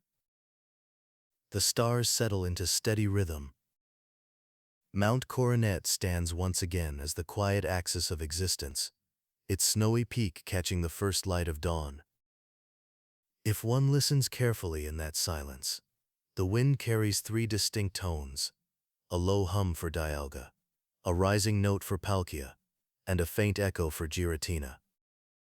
Together they form a chord so soft it can only be felt rather than heard. That chord, ancient scholars say, is the universe's song of balance, the music Arceus wrote when it first shaped time, space, and shadow. And far beyond the clouds, where light bends into gold, Arceus still listens. It does not command. It simply watches as the rhythm it once created continues on its own, trusting that the harmony found through forgiveness will endure. The Temporal Crossroads remind all who hear the legend that even the greatest powers in existence are bound by the same truth that guides every living thing. Only through understanding can balance last. Chapter 11. The Awakening. When the storms of creation faded, and the cries of time and space grew still, the world was quiet again. The broken faith between Arceus and humankind had been restored, not by divine command but by compassion. The forgiveness that Ash inspired and Damos had sought finally settled into the heartbeat of the universe. From that calm, the Original One awakened anew, not in wrath, but in watchfulness. The sky above Sinnoh shone with soft light. Mount Coronet, once the axis of divine conflict, glimmered under a peaceful dawn. High above its peak, Arceus hovered, radiant yet still. The golden ring around its body turned slowly, like the sun's reflection on moving water. The thousand unseen arms that once shaped reality rested now, folded into quiet grace. For the first time since its birth, Arceus did not need to create. It only needed to observe. This moment, the awakening, is both the end and the beginning of the myth. Arceus's slumber beneath the ruins, its agony from betrayal, and its eventual forgiveness all lead to this rebirth of understanding. It now looked upon its creation not as a master over subjects, but as a parent over children grown wiser through struggle. The anime and film depict this awakening with rare serenity. In Pokémon Arceus and the Jewel of Life, after the final storm clears, the original one's voice becomes soft and melodic. Its tone, once commanding, turns reflective. "The world continues to evolve," it says. "Someday you shall all understand." Those words carry more than blessing. They carry surrender. Arceus, who once shaped every law of existence, now trusts creation to shape itself. The Pokédex entries echo that same reverence. In Pokémon Platinum, it is told in mythology that this Pokémon shaped the universe with its 1,000 arms. In Pokémon Legends Arceus, it is said that this Pokémon emerged from an egg and shaped all there is in this world. The original one. These lines feel less like definitions and more like echoes of a lullaby, reminders of the time when the universe itself was young. In that quiet afterglow, time and space realigned. Dialga returned to the endless current of hours, its roar fading into the rhythm of stars. Palkia resumed its watch over the expanding universe, its wings folding around dimensions unseen. Even Giratina, banished long ago for chaos, drifted through its mirrored world in peace, its eyes calm and unblinking. The reflections within the distortion world no longer rippled with anger, but with patience. Each of them carried Arceus's light, not as power, but as memory. On the surface world, the lands of Sinnoh flourished. The lakes shimmered with quiet energy. Uxie, Mesprit, and Azelf remained in their sacred homes, ensuring that emotion, knowledge, and will continued to flow through all living things.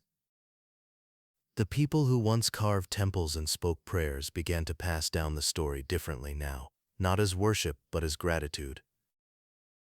They taught their children that Arceus sleeps among the stars, watching over the balance it created.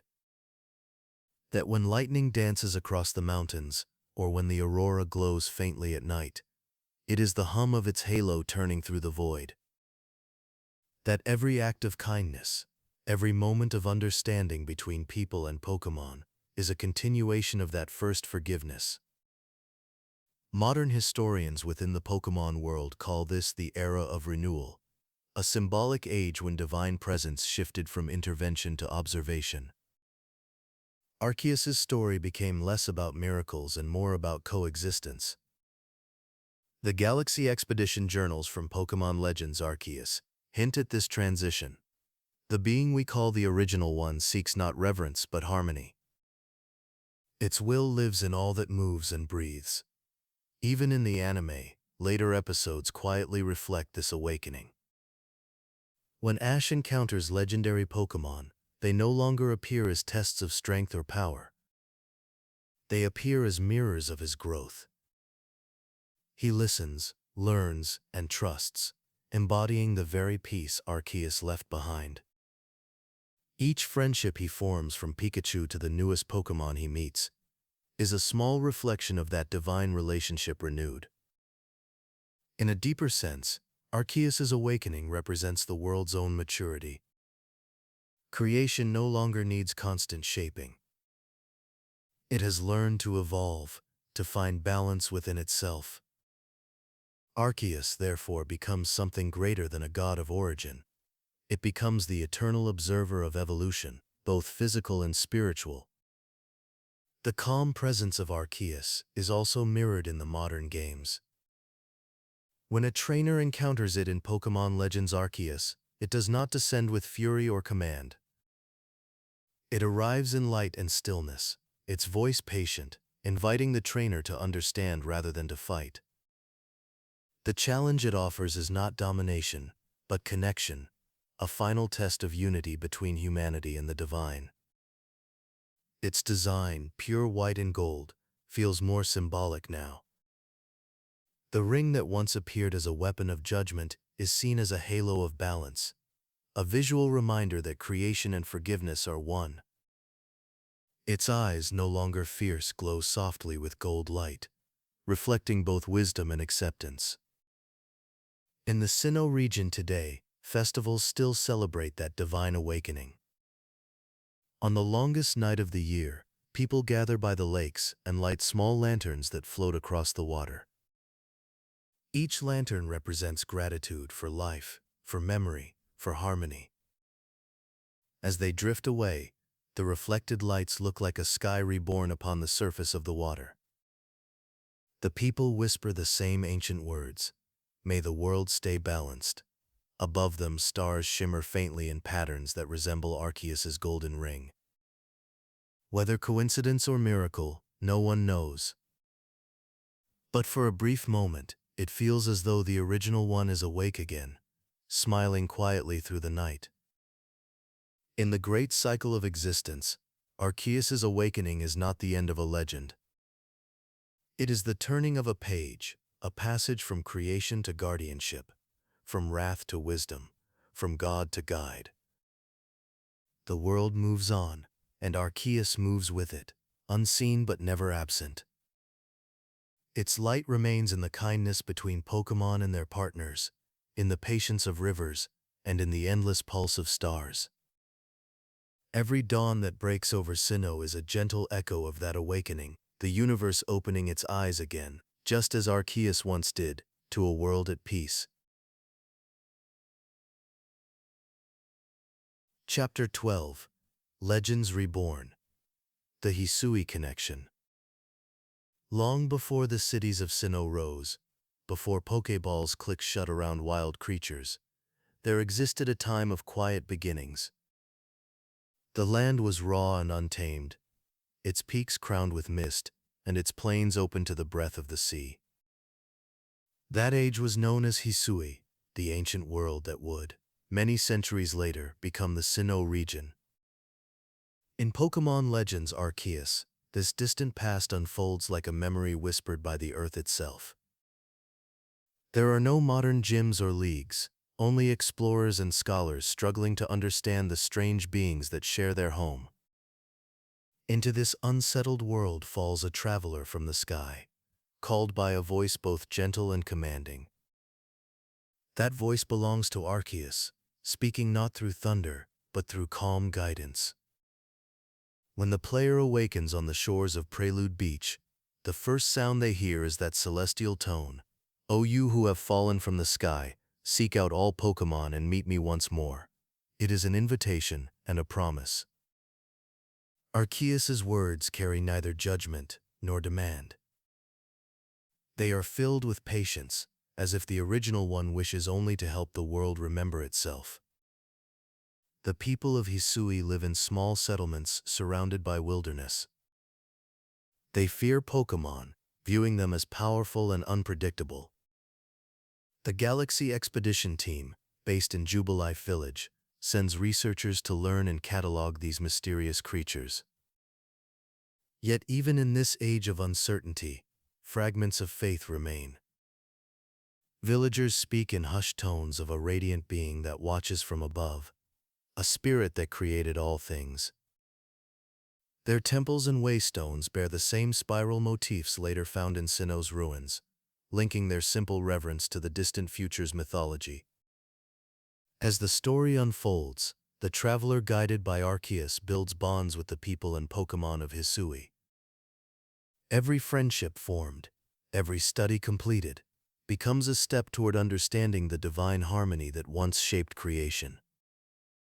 When the Pokédex of Hisui is finally completed, it is not recorded in machines, but in paper journals, a reflection of how knowledge itself was still young.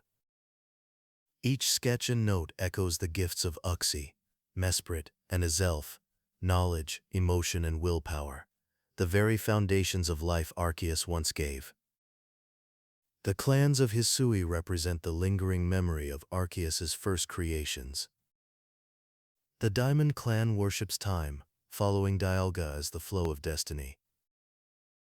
The Pearl clan honors space, guided by Palkia, the boundless sky.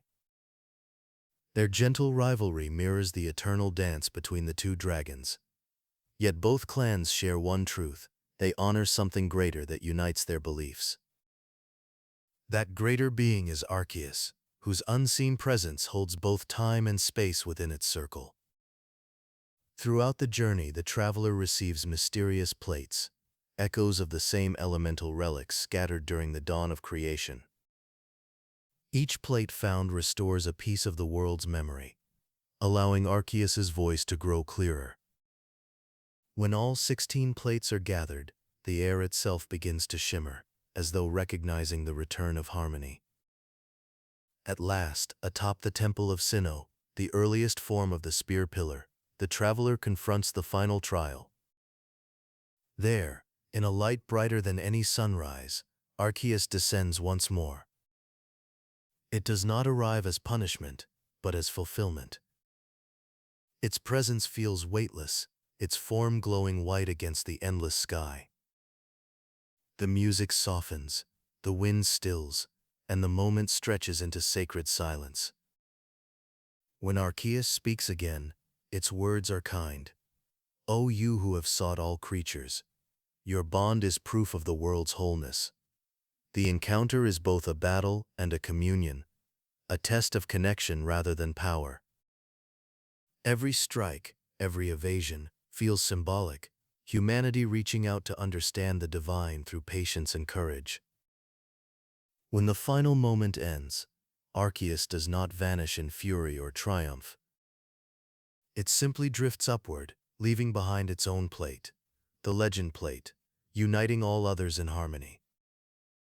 That gift marks the true rebirth of legend.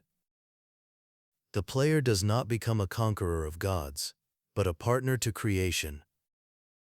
The act of completing the Pokédex and meeting Arceus fulfills the same promise once given to Damos, to Ash, and to all who sought truth: that faith and curiosity together can bring light to every age. The Pokédex of Legends, Arceus records the moment simply. It is said that this Pokémon emerged from an egg before all else, and shaped all that there is. The original one. No embellishment, no divine claim, just the quiet acknowledgement that everything still flows from that first awakening. Even the architecture of Hisui reflects the bridge between myth and memory. The Temple of Sinnoh stands in unfinished majesty, its pillars raw stone instead of polished marble. Centuries later, when time turns Hisui into Sinnoh, those same columns will stand broken in the spear pillar, still humming with the echoes of Arceus's light. It is a reminder that faith, like the world itself, is always a work in progress, never perfect, always evolving. The story of Pokémon Legends Arceus is thus not only a prequel, but a reflection. It shows that Arceus's presence has never been distant or lost. It has always been within the courage to explore, the will to learn, and the kindness to connect. Every encounter with a Pokémon in Hisui, whether a timid Bidoof or a roaring Gyarados, is an act of communion between the created and the creator. When the credits of the game fade, the final image is not of grandeur, but of quiet. The traveler stands under a vast sky, the same golden light flickering at the horizon. In that silence, the player can almost hear it, a voice calm and eternal. "I am with you, always." That whisper carries forward through time, eventually reaching the Sinnoh of modern days, where temples stand and myths are retold. It is the heartbeat of creation that never ceased, the gentle rhythm of Arceus, watching, waiting, and guiding life toward understanding once more. The Hisui story closes the circle begun at the birth of the universe. It reminds every listener that faith is not found in distant heavens, but in every small act of discovery. The original one does not demand worship, it invites wonder. And as dawn glows over the mountains of ancient Hisui, the land exhales softly, knowing that Arceus still listens, the same presence that once shaped the stars, now guiding the hearts of those who continue to seek. Chapter 13. The Voice from the Heavens. Before the dawn over Hisui, before the first surveyor stepped beyond the gates of Jubilife village, a voice echoed through the sky, soft, steady, and endless. It was neither thunder nor wind, but something quieter. It felt like thought itself made gentle sound. That voice belonged to Arceus. Yet unlike the myths that once described its words as commands, here in Pokémon Legends Arceus, the original one, speaks with patience. Its tone is neither divine decree nor distant echo. It speaks as something that has always been within. When the traveler awakens on Prelude Beach, the horizon still washed in early light, that voice reaches out across the waves. "O you who have fallen from the sky," it says, "seek out all Pokémon and meet me once more." It does not demand worship or obedience. It asks for understanding, an invitation to rediscover what creation truly means. That phrase, "meet me once more," reveals everything about Arceus's presence in Hisui. It is not absent. It is waiting. The original one is not calling the traveler to serve, it is asking the world to remember. Throughout the story, that same unseen voice shapes every act of exploration.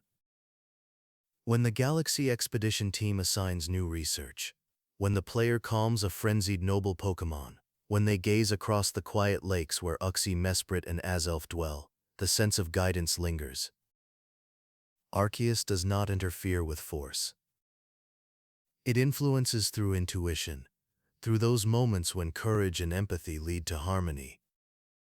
Scholars of Sinnoh later described this as the Age of the Whisper, an era when divinity communicated through awareness rather than revelation.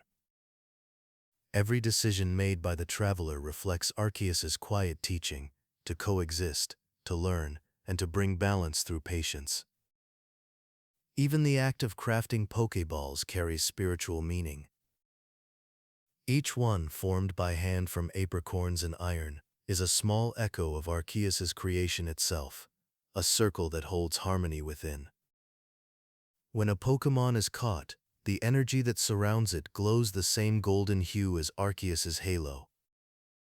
This subtle detail, often overlooked, suggests that every partnership formed in Hisui is a fragment of divine connection.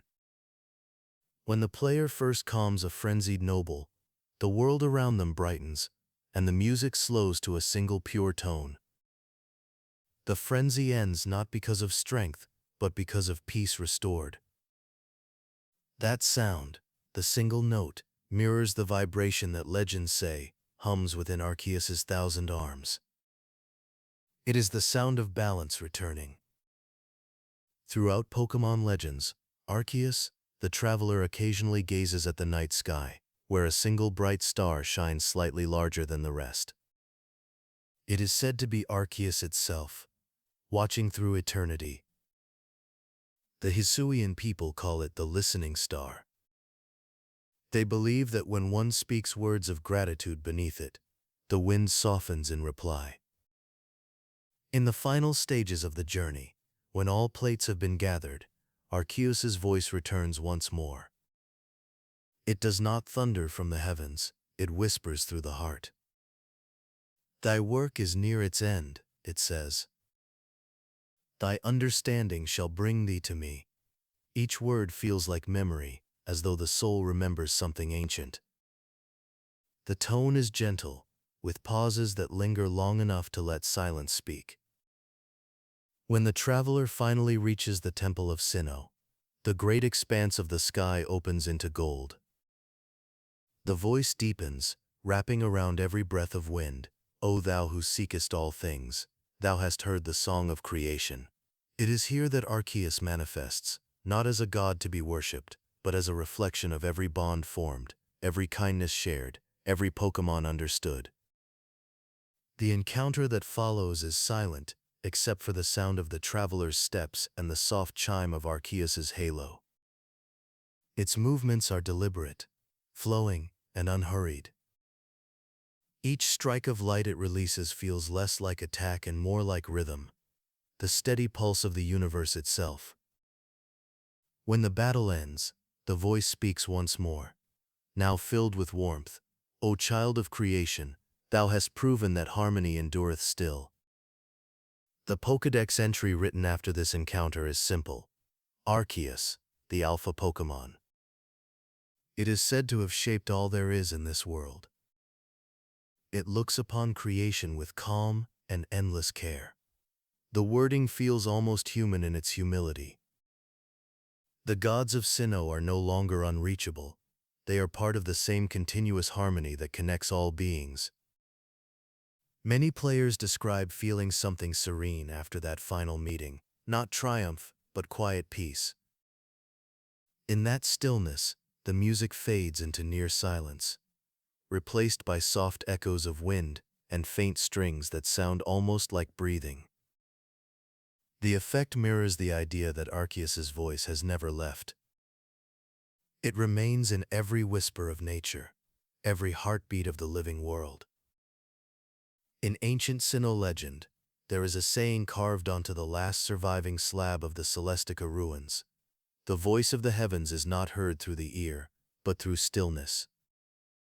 It reflects the message of the Hisui age perfectly. The divine is not found in grandeur, but in quiet awareness. Modern scholars often describe Pokémon Legends Arceus as a spiritual journey disguised as an adventure, a story where discovery replaces conquest and reverence replaces rivalry. The voice that guides the traveler does not shout. It invites. And through that invitation, the game gently reminds its audience of something timeless. That understanding creation begins by listening. When the credits fade and the world continues beyond the story's end, that same voice seems to linger in the player's memory. It no longer feels distant. It feels familiar, like the rhythm of breath or the steady beat of a heart. That is the essence of Arceus's voice from the heavens. Not a command from above, but a quiet reminder within. The heavens have always spoken. It is the still soul that finally learns how to hear. Chapter 14. The Origin of Faith. When the age of Hisui faded into memory, its valleys slowly filled with new villages and fields. The grand wilderness softened into farmland. The rough trails became roads. What once was survival turned to settlement. And yet, even as the landscape changed, the people carried something invisible from that ancient time, the gentle awareness that they were never truly alone. That awareness became the first seed of faith. The descendants of Hisui's clans no longer saw Dialga and Palkia as warring forces, but as twin guardians. Their shrines, once separated by rivalry, stood side by side at the mountain's base. Between them, in silence, lay a circle of stone engraved with a simple symbol, a ring within a ring. It represented the unity they had learned from Arceus, the unseen voice that guided their ancestors. As generations passed, stories turned into scripture. The voice from the heavens became the original one, a name spoken in reverence across the growing region. The Diamond Clan's belief in time gave birth to the proverb, "Patience is faith made visible." The Pearl Clan's devotion to space transformed into the prayer, "Kindness is the breath that fills the world." The people built new monuments, not to worship a distant god, but to thank the world around them. The first was the Celestic Shrine, carved into a cliffside above a flowing river. Within its inner chamber stood an ancient tablet inscribed with the same words found in the Celestica ruins. The original one breathed out time and space, and its tears became spirit. They believed that if the wind scattered the grain gently, and the river carried the water swiftly, Arceus was pleased. Over centuries, this practice expanded into a rhythm of life. Temples rose on every corner of Sinnoh, small circles of stone and carved wood facing Mount Coronet. No statues of Arceus were ever built, no artist dared depict its face. Instead, worship was expressed through balance, tending crops evenly, sharing meals fairly, walking gently across the land. In faith, the people sought not power, but alignment with the world's quiet rhythm. The spear pillar, the highest altar of all, stood above the clouds. Its columns, carved from the bones of the mountain itself, marked the intersection of heaven and earth. Ancient monks would climb to the summit each solstice, carrying small orbs filled with water from each of the three sacred lakes: acuity, verity, and valor. When poured together upon the altar, the waters shimmered gold in the morning light. They called it the reflection ceremony, a remembrance of Uxie's wisdom, Mesprit's emotion, and Azelf's will. It was believed that when the three waters merged, the original one listened closely. The texts preserved at the Kanalav Library today still echo those early prayers. One fragment reads, "Let us live as the world lives, in motion yet in peace. The one above sees not our strength, but our balance." Scholars believe this inscription dates back to the 1st century after the fall of Hisui, written in the Old Celestican tongue. In the Pokémon anime, small touches of that faith appear in the traditions of modern Sinnoh. In Celestic Town, elders speak softly of the being who made time flow and space stretch. They wear pendants shaped like spirals, said to symbolize Arceus's halo. Even children who know the myths only as stories trace small circles in the air before journeys, echoing the movements of their ancestors who once prayed for safety under Hisui's open sky. By the time of modern civilization, those gestures have become customs, folded into daily life rather than formal religion. When trainers release their Pokémon into battle, many whisper words of respect first. When a storm passes over Mount Coronet, travelers pause and look upward, recalling the legends. In those small actions, the memory of the original one endures. In Pokémon Legends Arceus, this continuity is hinted at when the Galaxy Expedition members record their findings. They write not only about biology and behavior, but about connection. Professor Laventon's notes include the line, "Perhaps in every bond between people and Pokémon, the original one's purpose finds new form." Even Mount Coronet's geography became sacred text. The mountain's caves were described as veins of memory. Its rivers were the tears of the beginning, and its summit, where time and space once collided, was called the heart of the sky. As the modern era dawned, Sinnoh's faith no longer relied on temples or rituals. Instead, it lived quietly within its people, in the kindness of their communities, the courage of their journeys, and the wonder that filled every new discovery. Faith had transformed from something worshipped to something lived. When the stars emerge above Sinnoh today, their pattern still forms the faint outline of a ring. Children learning the region's legends point upward and say, "That's Arceus's light." Their parents smile, remembering the same words spoken to them long ago. Thus, the origin of faith is not a story of temples or miracles. It is a story of gratitude, of how people learn to see the divine in the ordinary, and to honor it by living in harmony with all things. The Hisui of the past became the Sinnoh of the present, but the heartbeat of the world never changed. It is still the same gentle rhythm that began before time existed, the pulse of Arceus, quiet and eternal, guiding creation not through command, but through calm. Chapter 15. The Alpha Pokémon. Long before the first star burned, before any creature stirred beneath sky or sea, there was only silence. In that silence rested an egg, not laid, not born, but simply there. From that egg came light, and from that light, Arceus. It is this image that defines every telling of the myth, the original one emerging alone, creating all things from its own will. It is the reason why, throughout the ages, Arceus is known as the Alpha Pokémon, the first to exist, and the source from which all others descend. In the Pokédex, this title carries simple yet immense weight. Pokémon Diamond. It is described in mythology as the Pokémon that shaped the universe with its 1,000 arms. Pokémon Pearl. It is said to have emerged from an egg in a place where there was nothing, then shaped the world. The original one.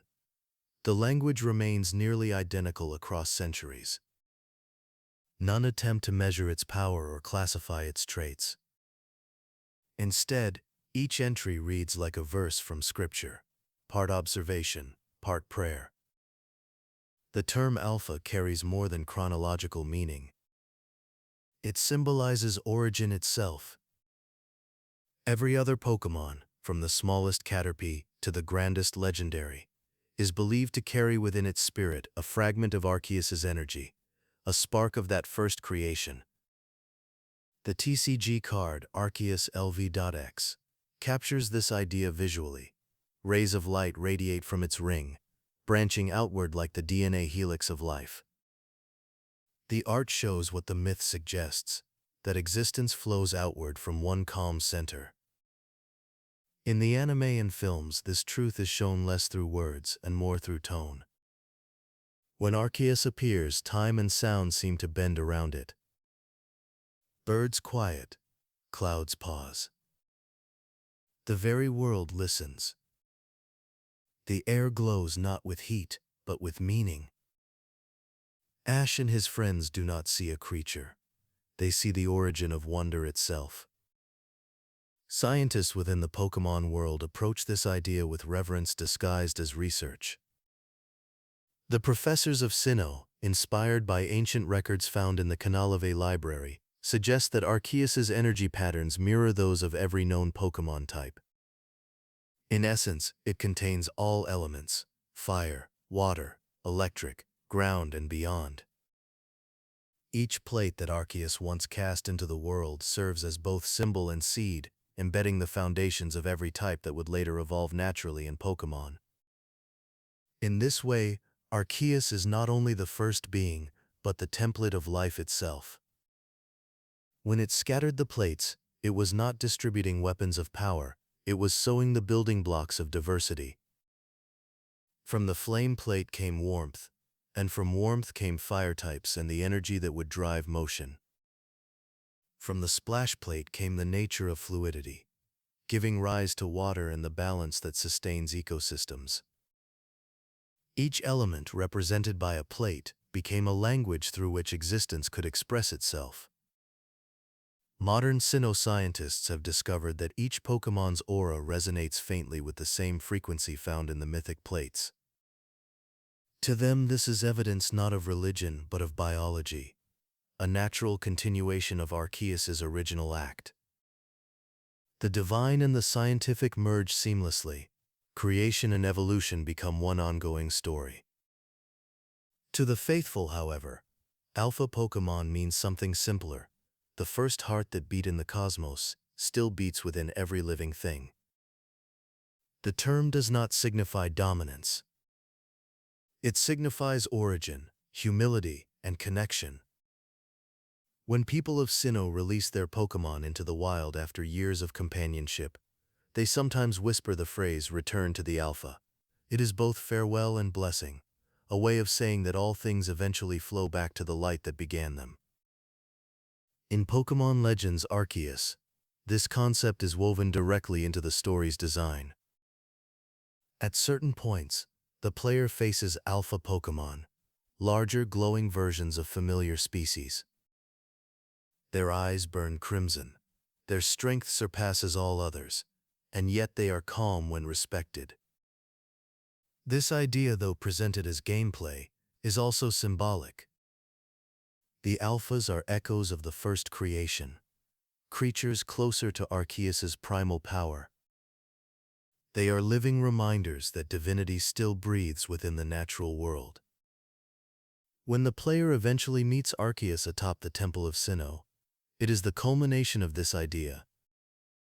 The encounter is not framed as a battle between god and mortal. It is a conversation between origin and offspring. The Alpha Pokémon regards the traveler without pride. Its voice, echoing from nowhere and everywhere, speaks softly. O you who have embraced all creation, you are of me, and I of you. Those words reveal the deepest truth of the title. To call Arceus the Alpha Pokémon is to acknowledge that all living beings share its essence. Every heartbeat, every spark of emotion, every act of growth continues the work it began. The anime occasionally hints at this unity.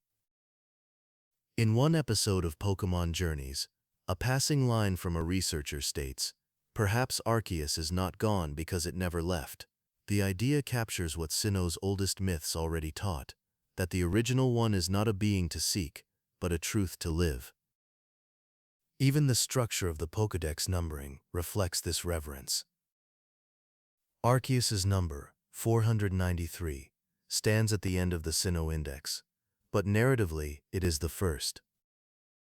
The circle closes, beginning and end becoming the same point. The number itself is treated as sacred by Sinnoh historians, sometimes written in ceremonial texts surrounded by golden rings, symbolizing eternity. In faith, science, and story alike, the Alpha Pokémon represents balance between opposites, creation and evolution, faith and knowledge, the seen and unseen. To encounter Arceus is to realize that divinity and life are not separate. The creator and its creation share the same rhythm. And when a trainer stands beneath the stars and releases their Pokémon into the night, every breath that follows, every heartbeat of every creature, is the continuation of that single act of awakening. In the endless silence between stars, Arceus still hums, the Alpha and the continuation of all things, patient and eternal, watching as the story it began continues to bloom. Chapter 16, The Plates Rediscovered. Time, though vast, has a way of returning to its origins. Centuries after the ancient world of Hisui became the modern region of Sinnoh, its people began to uncover fragments of their forgotten faith, small slivers of light hidden in earth and sea. They were smooth, stone-like objects, etched with inscriptions older than any known script. They resonated faintly when touched, humming at frequencies that seemed almost alive. These were the plates, the same 16 relics Arceus had once cast into the world at the dawn of creation. Each plate pulsed with elemental energy, flame, water, sky, steel, and all others that define the balance of life. To the early discoverers, they were mysteries beyond measure. To the wise, they were the handwriting of the divine. In the modern Pokédex, the plates are described as tablets that radiate with a mysterious energy. Each is said to embody the power of a different element. Their rediscovery began not in grand temples, but in quiet places, a mountaintop shrine, a cavern floor, a shoreline after a storm. Each one was found by ordinary travelers, hikers, scholars, and trainers, who never realized they were touching fragments of the universe's first heartbeat. When these plates were brought together, something remarkable happened. The faint glow that surrounded each one grew stronger, their hums synchronizing like instruments tuning to the same note. It was as though the world itself recognized its own reflection. Scientists studying them recorded vibrations that matched natural frequencies of fire, water, and even human emotion. The realization spread through research teams in Canalave and Hearthhome. These relics were not symbolic, they were elemental truth. As the plates resurfaced, stories from Hisui's past gained new weight. The journals of the Galaxy Expedition, once dismissed as folklore, described a traveler who gathered these relics and met Arceus at the Temple of Sinnoh. Those writings, preserved in the Kanalav library, had predicted the plate's return. When the 16 become one, the world shall remember its beginning. In Pokémon Legends Arceus, this prophecy becomes real. The traveler gathers the plates through trials across the land, guided by Arceus's unseen voice. Each recovery strengthens the connection between humankind and creation. The plates themselves serve as quiet teachers. When held, they reveal balance: fire that warms but can burn, water that heals but can drown, air that carries both calm and storm. The rediscovery of these artifacts in the modern age rekindled the dialogue between myth and science. Scholars of Sinnoh began to classify them not merely as relics, but as phenomena of resonance, living records of the universe's fundamental energy. In laboratory conditions, their surfaces shifted subtly in color when exposed to Pokémon of matching type, suggesting a shared essence between the divine and the living. Yet for all their scientific intrigue, the plates remained sacred to those who understood their deeper meaning. The people of Sinnoh began to hold small gatherings at lakes and mountain shrines once again, not to worship but to listen. They would set the replicas of plates in a circle, and as night fell, the wind would pass through them, producing faint tones. Some described hearing harmonies too intricate to be mere coincidence, as if the world itself was still singing the song of its birth. When all 16 plates are brought together, either in myth or in the player's journey, their resonance becomes a chord of gold and white light. From that union emerges the legend plate, the symbol of total harmony. It is through this union that Arceus reveals itself once more, recognizing the traveler not as follower or servant, but as equal in understanding. The plate's reunion represents more than restoration; it symbolizes comprehension. The universe remembers itself, and humanity finally remembers its origin. The Pokédex entry in Legends Arceus honors this moment. When all the plates are gathered, a soundless harmony fills the world. It is said that in that stillness, the original one listens. That sentence captures both myth and science in perfect union. The plates are not inert stones; they are echoes of Arceus's consciousness, left scattered so creation could find its own way home. Each discovery, whether made by a researcher in a lab or a wanderer on a mountain trail, becomes a quiet step toward that reunion. Even in the modern era, these relics continue to appear in rare places.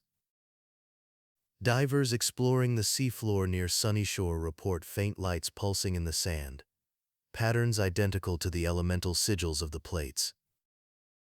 Volcanic glass near Stark Mountain sometimes carries subtle etchings that glow faintly at dusk.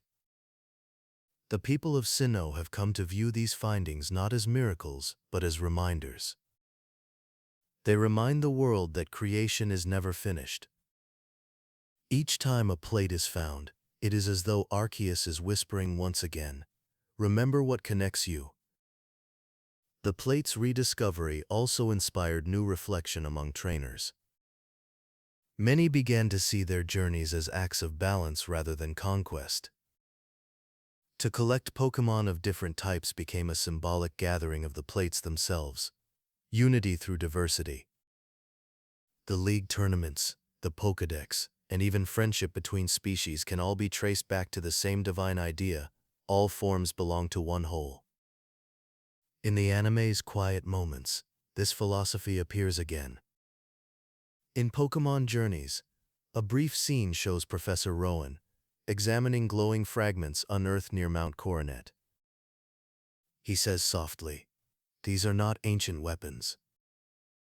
They are proof that the world still remembers its beginning." The camera pans upward to a sky streaked with faint auroras, hinting that Arceus is near. The rediscovered plates thus bridge every era of the Pokémon world. They connect the primal dawn to the modern age, the divine to the human, the mythic to the measurable. Their hums, faint but constant, are said to echo Arceus's halo, that same circle of creation still spinning beyond the stars. When all plates sing together, the melody becomes the world's oldest lullaby, the sound that first filled the void. And in that harmony, one can almost hear Arceus's voice again, calm and kind, reminding the universe that balance is not a state to achieve, but a rhythm to maintain. Somewhere, in a cave, or beneath an ocean's floor, another plate waits to be found. And when it is lifted from the earth and held to the light, its hum will join the others, continuing the song that began before time, the song of the Alpha Pokémon, and the memory of creation itself. Chapter 17. Arceus in the Modern Era. The name of Arceus, once whispered only by monks and carved into forgotten tablets, lives quietly within the modern world. It no longer appears as the looming presence of a god, nor as the distant figure of myth. Instead, it exists as a subtle rhythm beneath daily life, a presence that hums through memory, guiding the world it once shaped. In the centuries since the events of Hisui and Sinnoh's ancient faith, the story of the original one has shifted from sacred myth to cultural foundation. The people of today no longer build temples to Arceus, but they still tell its stories to children. They teach that kindness and balance come from the same light that first gave life to the world. They say that when the wind moves across the mountains, the sound that follows is Arceus breathing softly through the sky. In the modern anime, these echoes remain everywhere. In Pokémon Journeys, Professor Rowan references a cosmic force that unites all Pokémon types. His words allude to the plates without naming them, reminding viewers that the structure of the Pokémon world still rests on the same energy Arceus created. Later in the series, when Ash visits Mount Coronet, the camera lingers on its summit longer than necessary, a silent acknowledgement of the spear pillar and the being that once hovered there. No dialogue explains it. The moment is quiet, respectful. Modern scientists within the anime, such as Professor Magnolia and Professor Kukui, often speak about the interconnectedness of Pokémon ecosystems. They propose that all types, all abilities, and all forms of energy are connected in a vast, unseen web, a theory that mirrors Arceus's act of scattering the plates across creation. Without invoking its name, their discoveries carry its influence, transforming ancient faith into modern science. Even Pokémon trainers unknowingly continue this legacy. The pursuit of the Pokédex, the drive to encounter every species, mirrors Arceus's first command in Hisui: seek out all Pokémon and meet me once more. Each trainer who ventures into the wild, guided by curiosity rather than conquest, fulfills that same ancient request. Every friendship formed, every bond between human and Pokémon, becomes a small piece of the promise that Arceus made to the world. In the trading card game, Arceus's influence remains visible in form and symbol. The Arceus 5th Star and Arceus 5th cards depict it surrounded by swirling halos of elemental light, the 16 energies converging into one calm center. These designs carry quiet reverence, not showing a warrior or destroyer, but a cosmic guardian, radiant and serene. Even in competitive play, Arceus's cards are often described as engines of balance, able to support every other type, reflecting its mythic role as unifier of the world. In the Pokémon Masters EX mobile storylines, small references remind players of the same thread. Trainers from every region gather on the island of Pasio, their diverse teams united in harmony, a world where every type coexists peacefully. This world, built upon equality among Pokémon, can be seen as the realization of Arceus's dream, a creation learning to sustain itself without divine interference. Cultural references also endure beyond the battles and leagues. In modern Sinnoh, annual festivals celebrate the balance of the world. Lanterns shaped like rings are floated down rivers, glowing gold against the night water. The gesture recalls Arceus's halo and the Plates' reunion. The festival is not religious in nature, but symbolic, a celebration of harmony and gratitude. Children often write wishes on the lanterns, thanking the world for another year of life. Even modern architecture holds quiet homage. Many buildings in Sinnoh feature circular windows or patterns arranged in concentric rings. The Pokeball itself, the universal symbol of unity between human and Pokémon, mirrors Arceus's halo perfectly, two halves of one whole, joined at a luminous center. The design may be coincidence, or perhaps instinct, a lingering echo of the divine geometry that shaped the first world. In a few episodes of Pokémon Journeys, Arceus reappears in subtle ways. When Ash and Go visit Sinnoh, a faint golden shimmer passes across the sky. Dialga and Palkia's powers distort time once again, but instead of chaos, a calm light spreads through the distortion, a golden glow that stills everything. The characters look upward in awe as a familiar voice, low and steady, whispers, "Be still," the world resets to peace.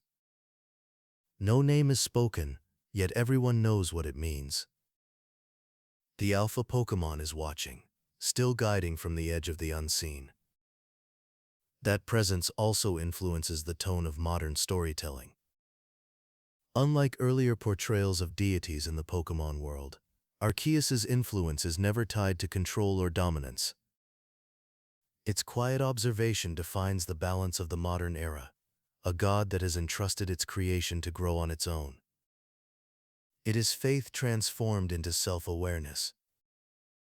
Humanity, once afraid of its maker, now lives as its continuation. The scientists of today, with all their data and instruments, still describe anomalies that they cannot explain.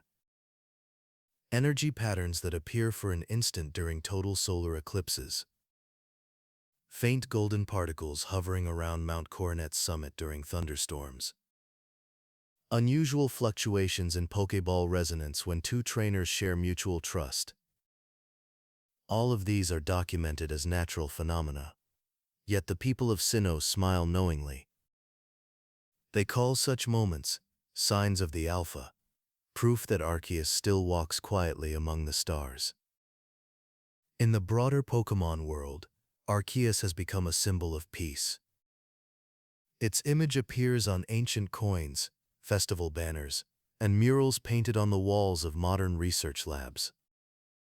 Artists often depict it surrounded by light rather than by fire or storm, emphasizing serenity. To them, Arceus represents the still point at the center of the universe, the reminder that even amidst constant evolution, there is a source that never wavers.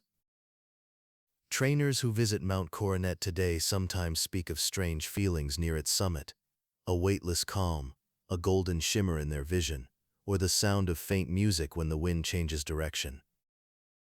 None of it can be proven, yet those who experience it return changed. They describe feeling connected, centered, and at peace, as if for a fleeting second, the Alpha Pokémon itself acknowledged their presence. In this modern era, Arceus no longer divides myth and science, heaven and earth, divine and mortal. It unites them all under one simple truth, that creation was never a single moment, but an ongoing act shared by everyone who lives with care. The God who once shaped the stars now rests within every heartbeat of the living world. Its story continues in the friendships between Pokémon and people, in every act of empathy and wonder that keeps the world turning.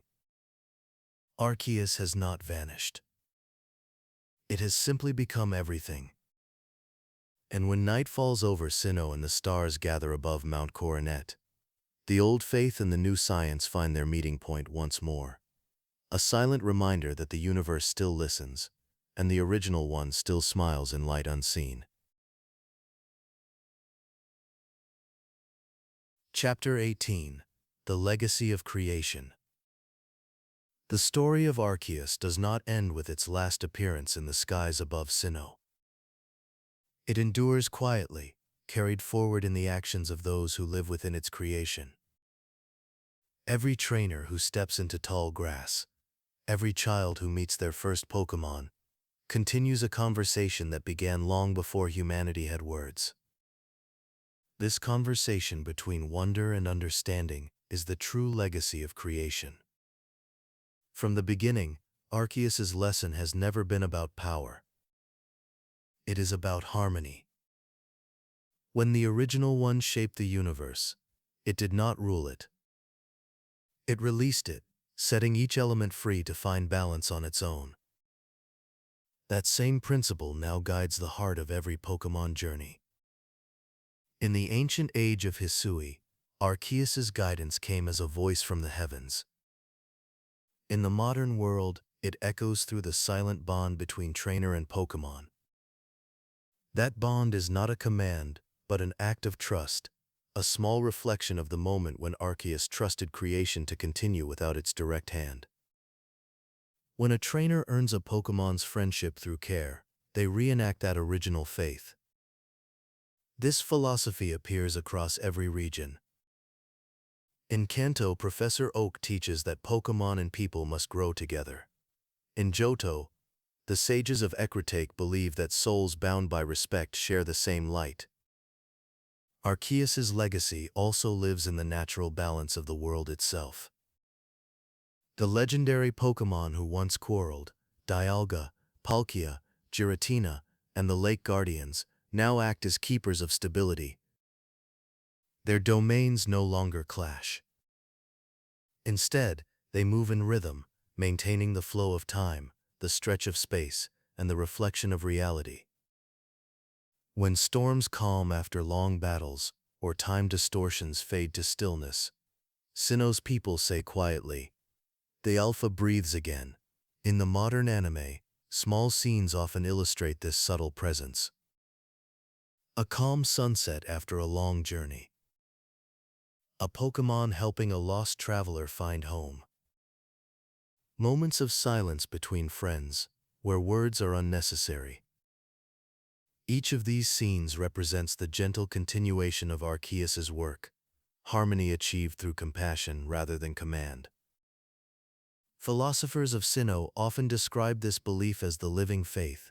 It holds that the divine still exists, not as a distant overseer, but within the choices made by living beings. When trainers treat their Pokémon with respect, when wild creatures live freely in balanced ecosystems, when people act with kindness toward the world, those acts become offerings more meaningful than any ancient prayer. Modern researchers also find themselves shaped by Arceus's legacy. In laboratories, scientists measure the resonance between Pokémon and nature. They find that harmony, not domination, creates the strongest energy bonds. Pokémon respond best when trained with empathy, not force. These findings echo the same truth spoken long ago in myth. Creation thrives through cooperation. In Pokémon Legends Arceus, the final words of the original one summarize this perfectly. O child of creation, thou hast proven that harmony endureth still. The message is not about triumph or mastery. It is about continuity, the simple fact that the world still sings in the same rhythm it did when time first began.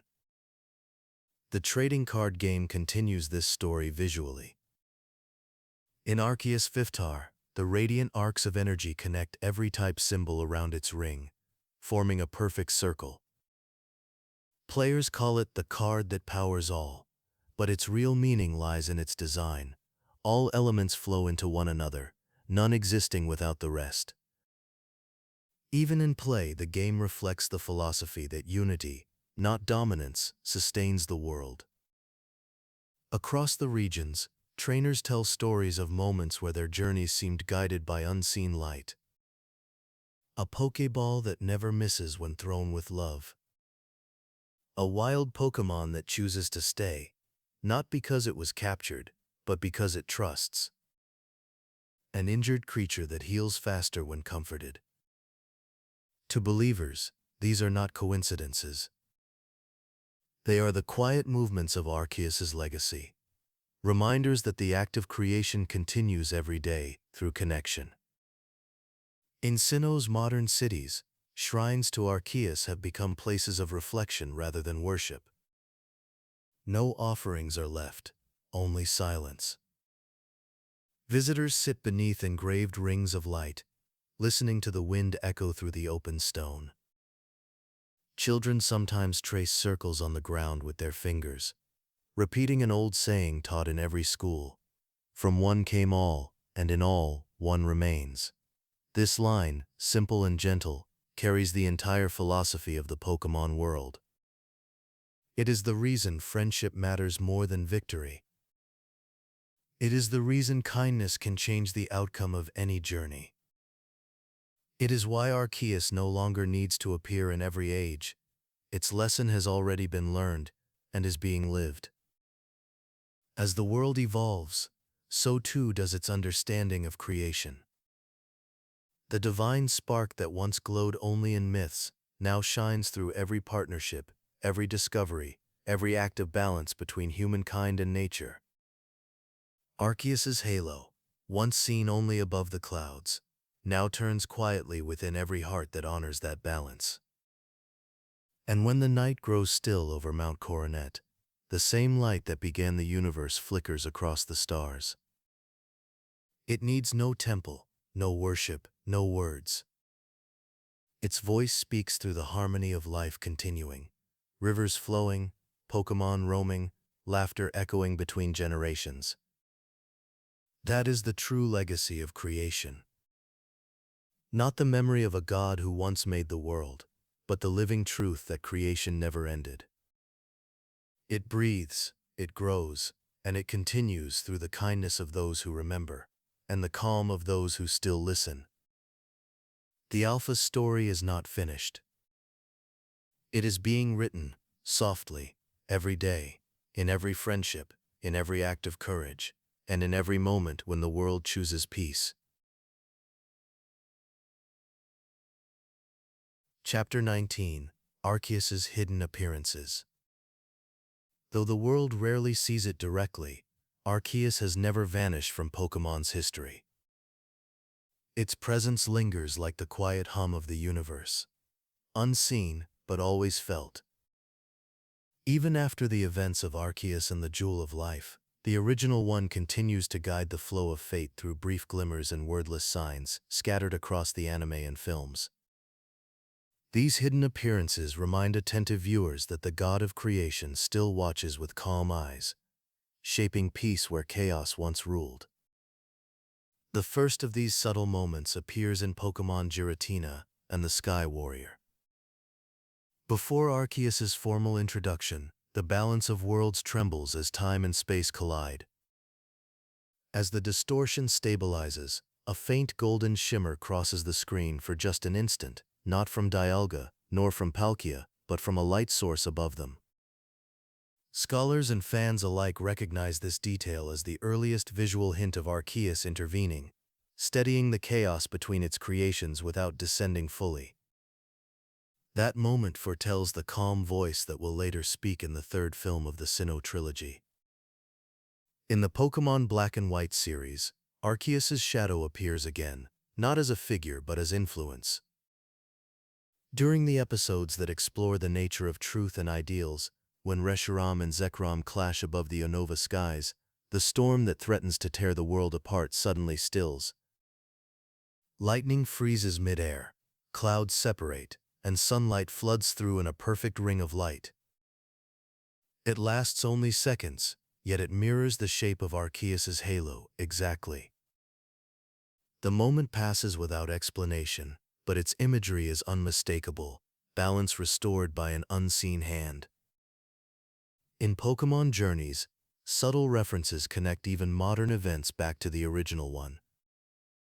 When Dialga and Palkia reappear in the Sinnoh arc, their renewed battle briefly twists time and space once more.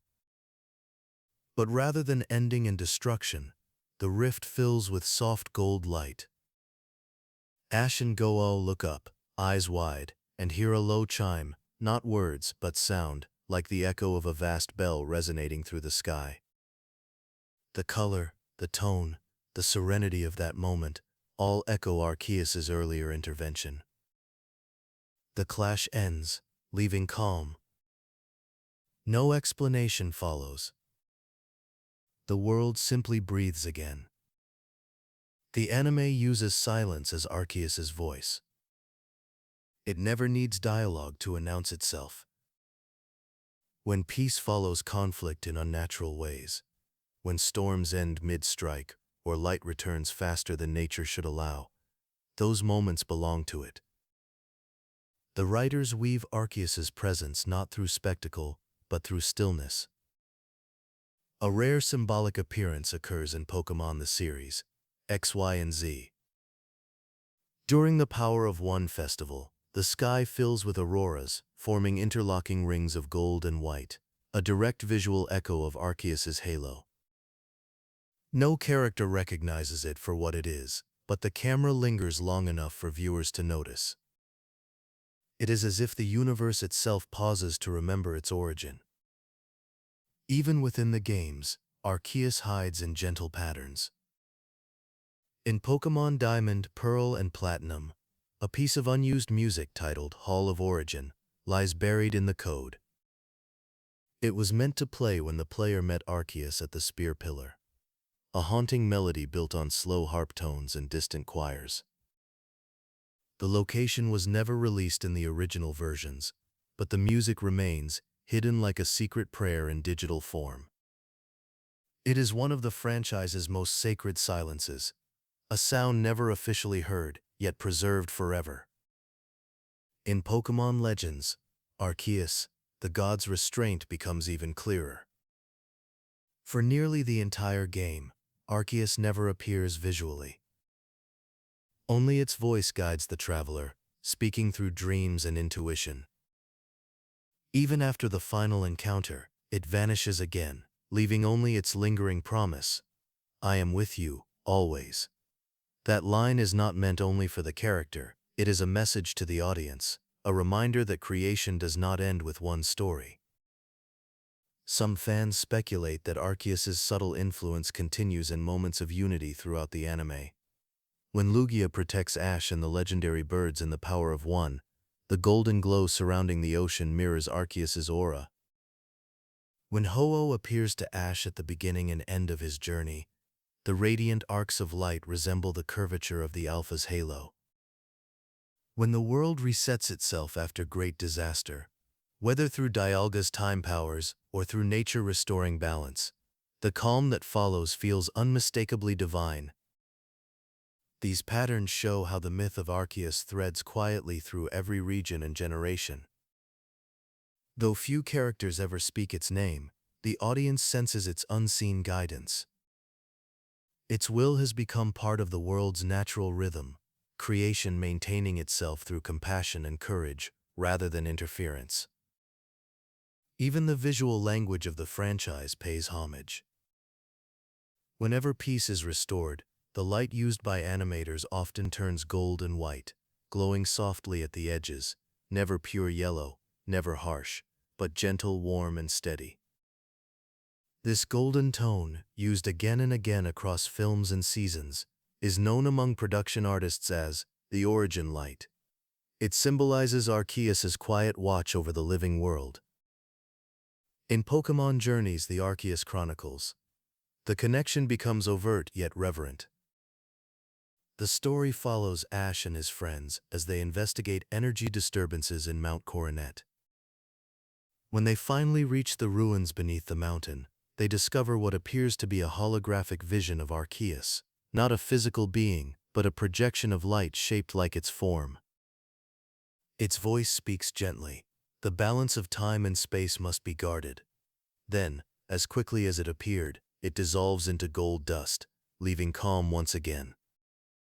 It is not a visitation, but a memory, a digital echo of divinity woven into the mountain's heart.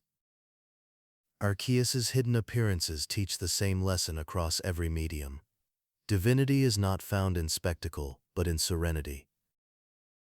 The god of creation no longer needs to descend in storms. It moves quietly through the small harmonies that keep the world alive. The courage of heroes, the mercy of guardians, the curiosity of explorers. The faith of Sinnoh has become the philosophy of the world. Every region, knowingly or not, carries forward Arceus's legacy through its acts of balance and connection. From the still waters of Kanto to the sunlit fields of Paldea, harmony endures. It is the invisible signature of the Alpha Pokémon, etched into every sunrise and every friendship. And though centuries may pass without its form ever being seen, those who listen closely know the truth. When the air grows silent after turmoil, when light bends softly across the clouds, when peace returns too suddenly to explain, Arceus has moved once more. Not as a deity above, but as the calm within. The God who created all things now reveals itself not through appearance, but through every act of balance that keeps the world whole. Its silence is no absence. It is the sound of creation still breathing. Chapter 20: The Eternal Balance. When the universe was young, a single light stirred within the void. That light became Arceus, the Alpha Pokémon, the original one, the quiet architect of existence. From its halo spun time, space, and spirit. From its breath came the winds and the oceans, and from its heart came the rhythm that still moves through every living thing. Now, across millennia of stories and countless generations of life, that rhythm remains unchanged. Every sunrise over Sinnoh, every ripple upon Lake Verity, every heartbeat of a wild Pokémon still carries that same pulse, soft, deliberate, and infinite. This is the eternal balance, the harmony that Arceus began and entrusted to continue long after it ceased to intervene. Balance is not perfection. It is motion held in peace. The world of Pokémon, in all its color and chaos, is not flawless, yet it thrives because its opposites coexist. Fire needs water to cool it. Shadows reveal the light. Time and space, once at war, now rely on each other. This interdependence is Arceus's true gift, a creation capable of sustaining itself through understanding. In every region, the philosophy of balance takes form in different ways.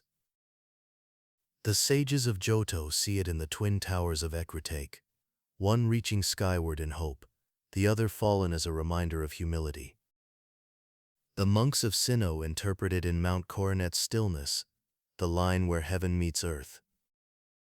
The people of Paldea describe it as terrestrial harmony, a celebration of transformation where no element stands above another. Across cultures and centuries, the essence remains the same. The universe endures not through control, but through connection. Arceus's story ends not with finality, but with surrender. When it forgave Damos and the people who had betrayed it, it gave the world permission to exist freely. That forgiveness is what allowed the stars to spin, the rivers to flow, and humanity to grow without divine supervision. To create, then let go, that is the purest act of faith. In the modern age, the eternal balance can be felt in small, ordinary miracles. When a trainer releases a Pokémon back into the wild after years of companionship, and the creature turns once to look back, that shared understanding is part of Arceus's breath. When two rivals learn respect after a battle, that peace is its light. When a seed sprouts through stone, or a storm clears into quiet, that resilience is its will continuing through nature itself. The Pokémon world is not static. It changes, adapts, and evolves. Yet every transformation still moves within the circle. Arceus formed. Its halo, the golden ring that surrounds its body, has become the symbol of that cycle. In art, in festivals, even in the curve of the Pokeball, the ring returns again and again. It reminds the world that endings are beginnings, that destruction renews creation, and that all things move in rhythm with one another. The anime captures this subtly. In scenes where great battles conclude, a pause follows. Birds returning, leaves drifting, quiet restored. That stillness, consistent across every series, is more than atmosphere. It is the reflection of Arceus's balance, the calm heartbeat of the world resuming its steady rhythm. In the Pokédex, Arceus's description remains simple even now. It is said to have shaped the universe. It looks upon all things with calm and endless care. Those final 4 words, calm and endless care, summarize the essence of the eternal balance. Creation continues not because it is forced, but because it is loved. Scholars in the Canalave Library write that the spear pillar, though ancient and fractured, still emits faint magnetic energy that matches the frequencies of Arceus's plates. The pillars hum when wind passes through them, as if the mountain itself remembers the sound of the original one's ring turning. Travelers who camp near its summit often report strange dreams, flashes of golden light, and the sound of bells moving in slow rhythm. They wake peaceful, as though the mountain itself whispered reassurance. The truest legacy of Arceus is that its influence requires no belief to exist. Whether one calls it God, nature, or simply balance, its presence flows through every heartbeat of life. Children who never learn its name still live by its lesson when they treat their Pokémon with kindness. Researchers who analyze type charts and energy frequencies unknowingly trace the mathematics of its design. Even skeptics who dismiss myths feel the same awe when they watch a sunrise over Mount Coronet. In this way, Arceus has achieved what no creator in legend ever has. It made a world that sustains its own peace. Its silence is not absence, it is trust. Its distance is not detachment, it is faith in what it made. When night falls across the regions, and the constellations emerge one by one, the people of Sinnoh say a quiet phrase passed down through generations. The circle turns. The Alpha dreams. It is both blessing and truth. The circle continues to spin, and in that spinning, the universe remains whole. The eternal balance of Arceus lives in the pulse of the world. It lives in the quiet between thunder and calm, in the breath shared between friends, in the unspoken understanding that everything belongs to something greater yet gentle. And so the story closes as it began, not with thunder, but with stillness. The original one rests beyond the stars, its halo turning slowly through the dark. Below, the world hums with the same soft rhythm, alive with gratitude. Creation continues. Peace endures. And somewhere in the silence, the Alpha Pokémon listens, patient, eternal, and kind.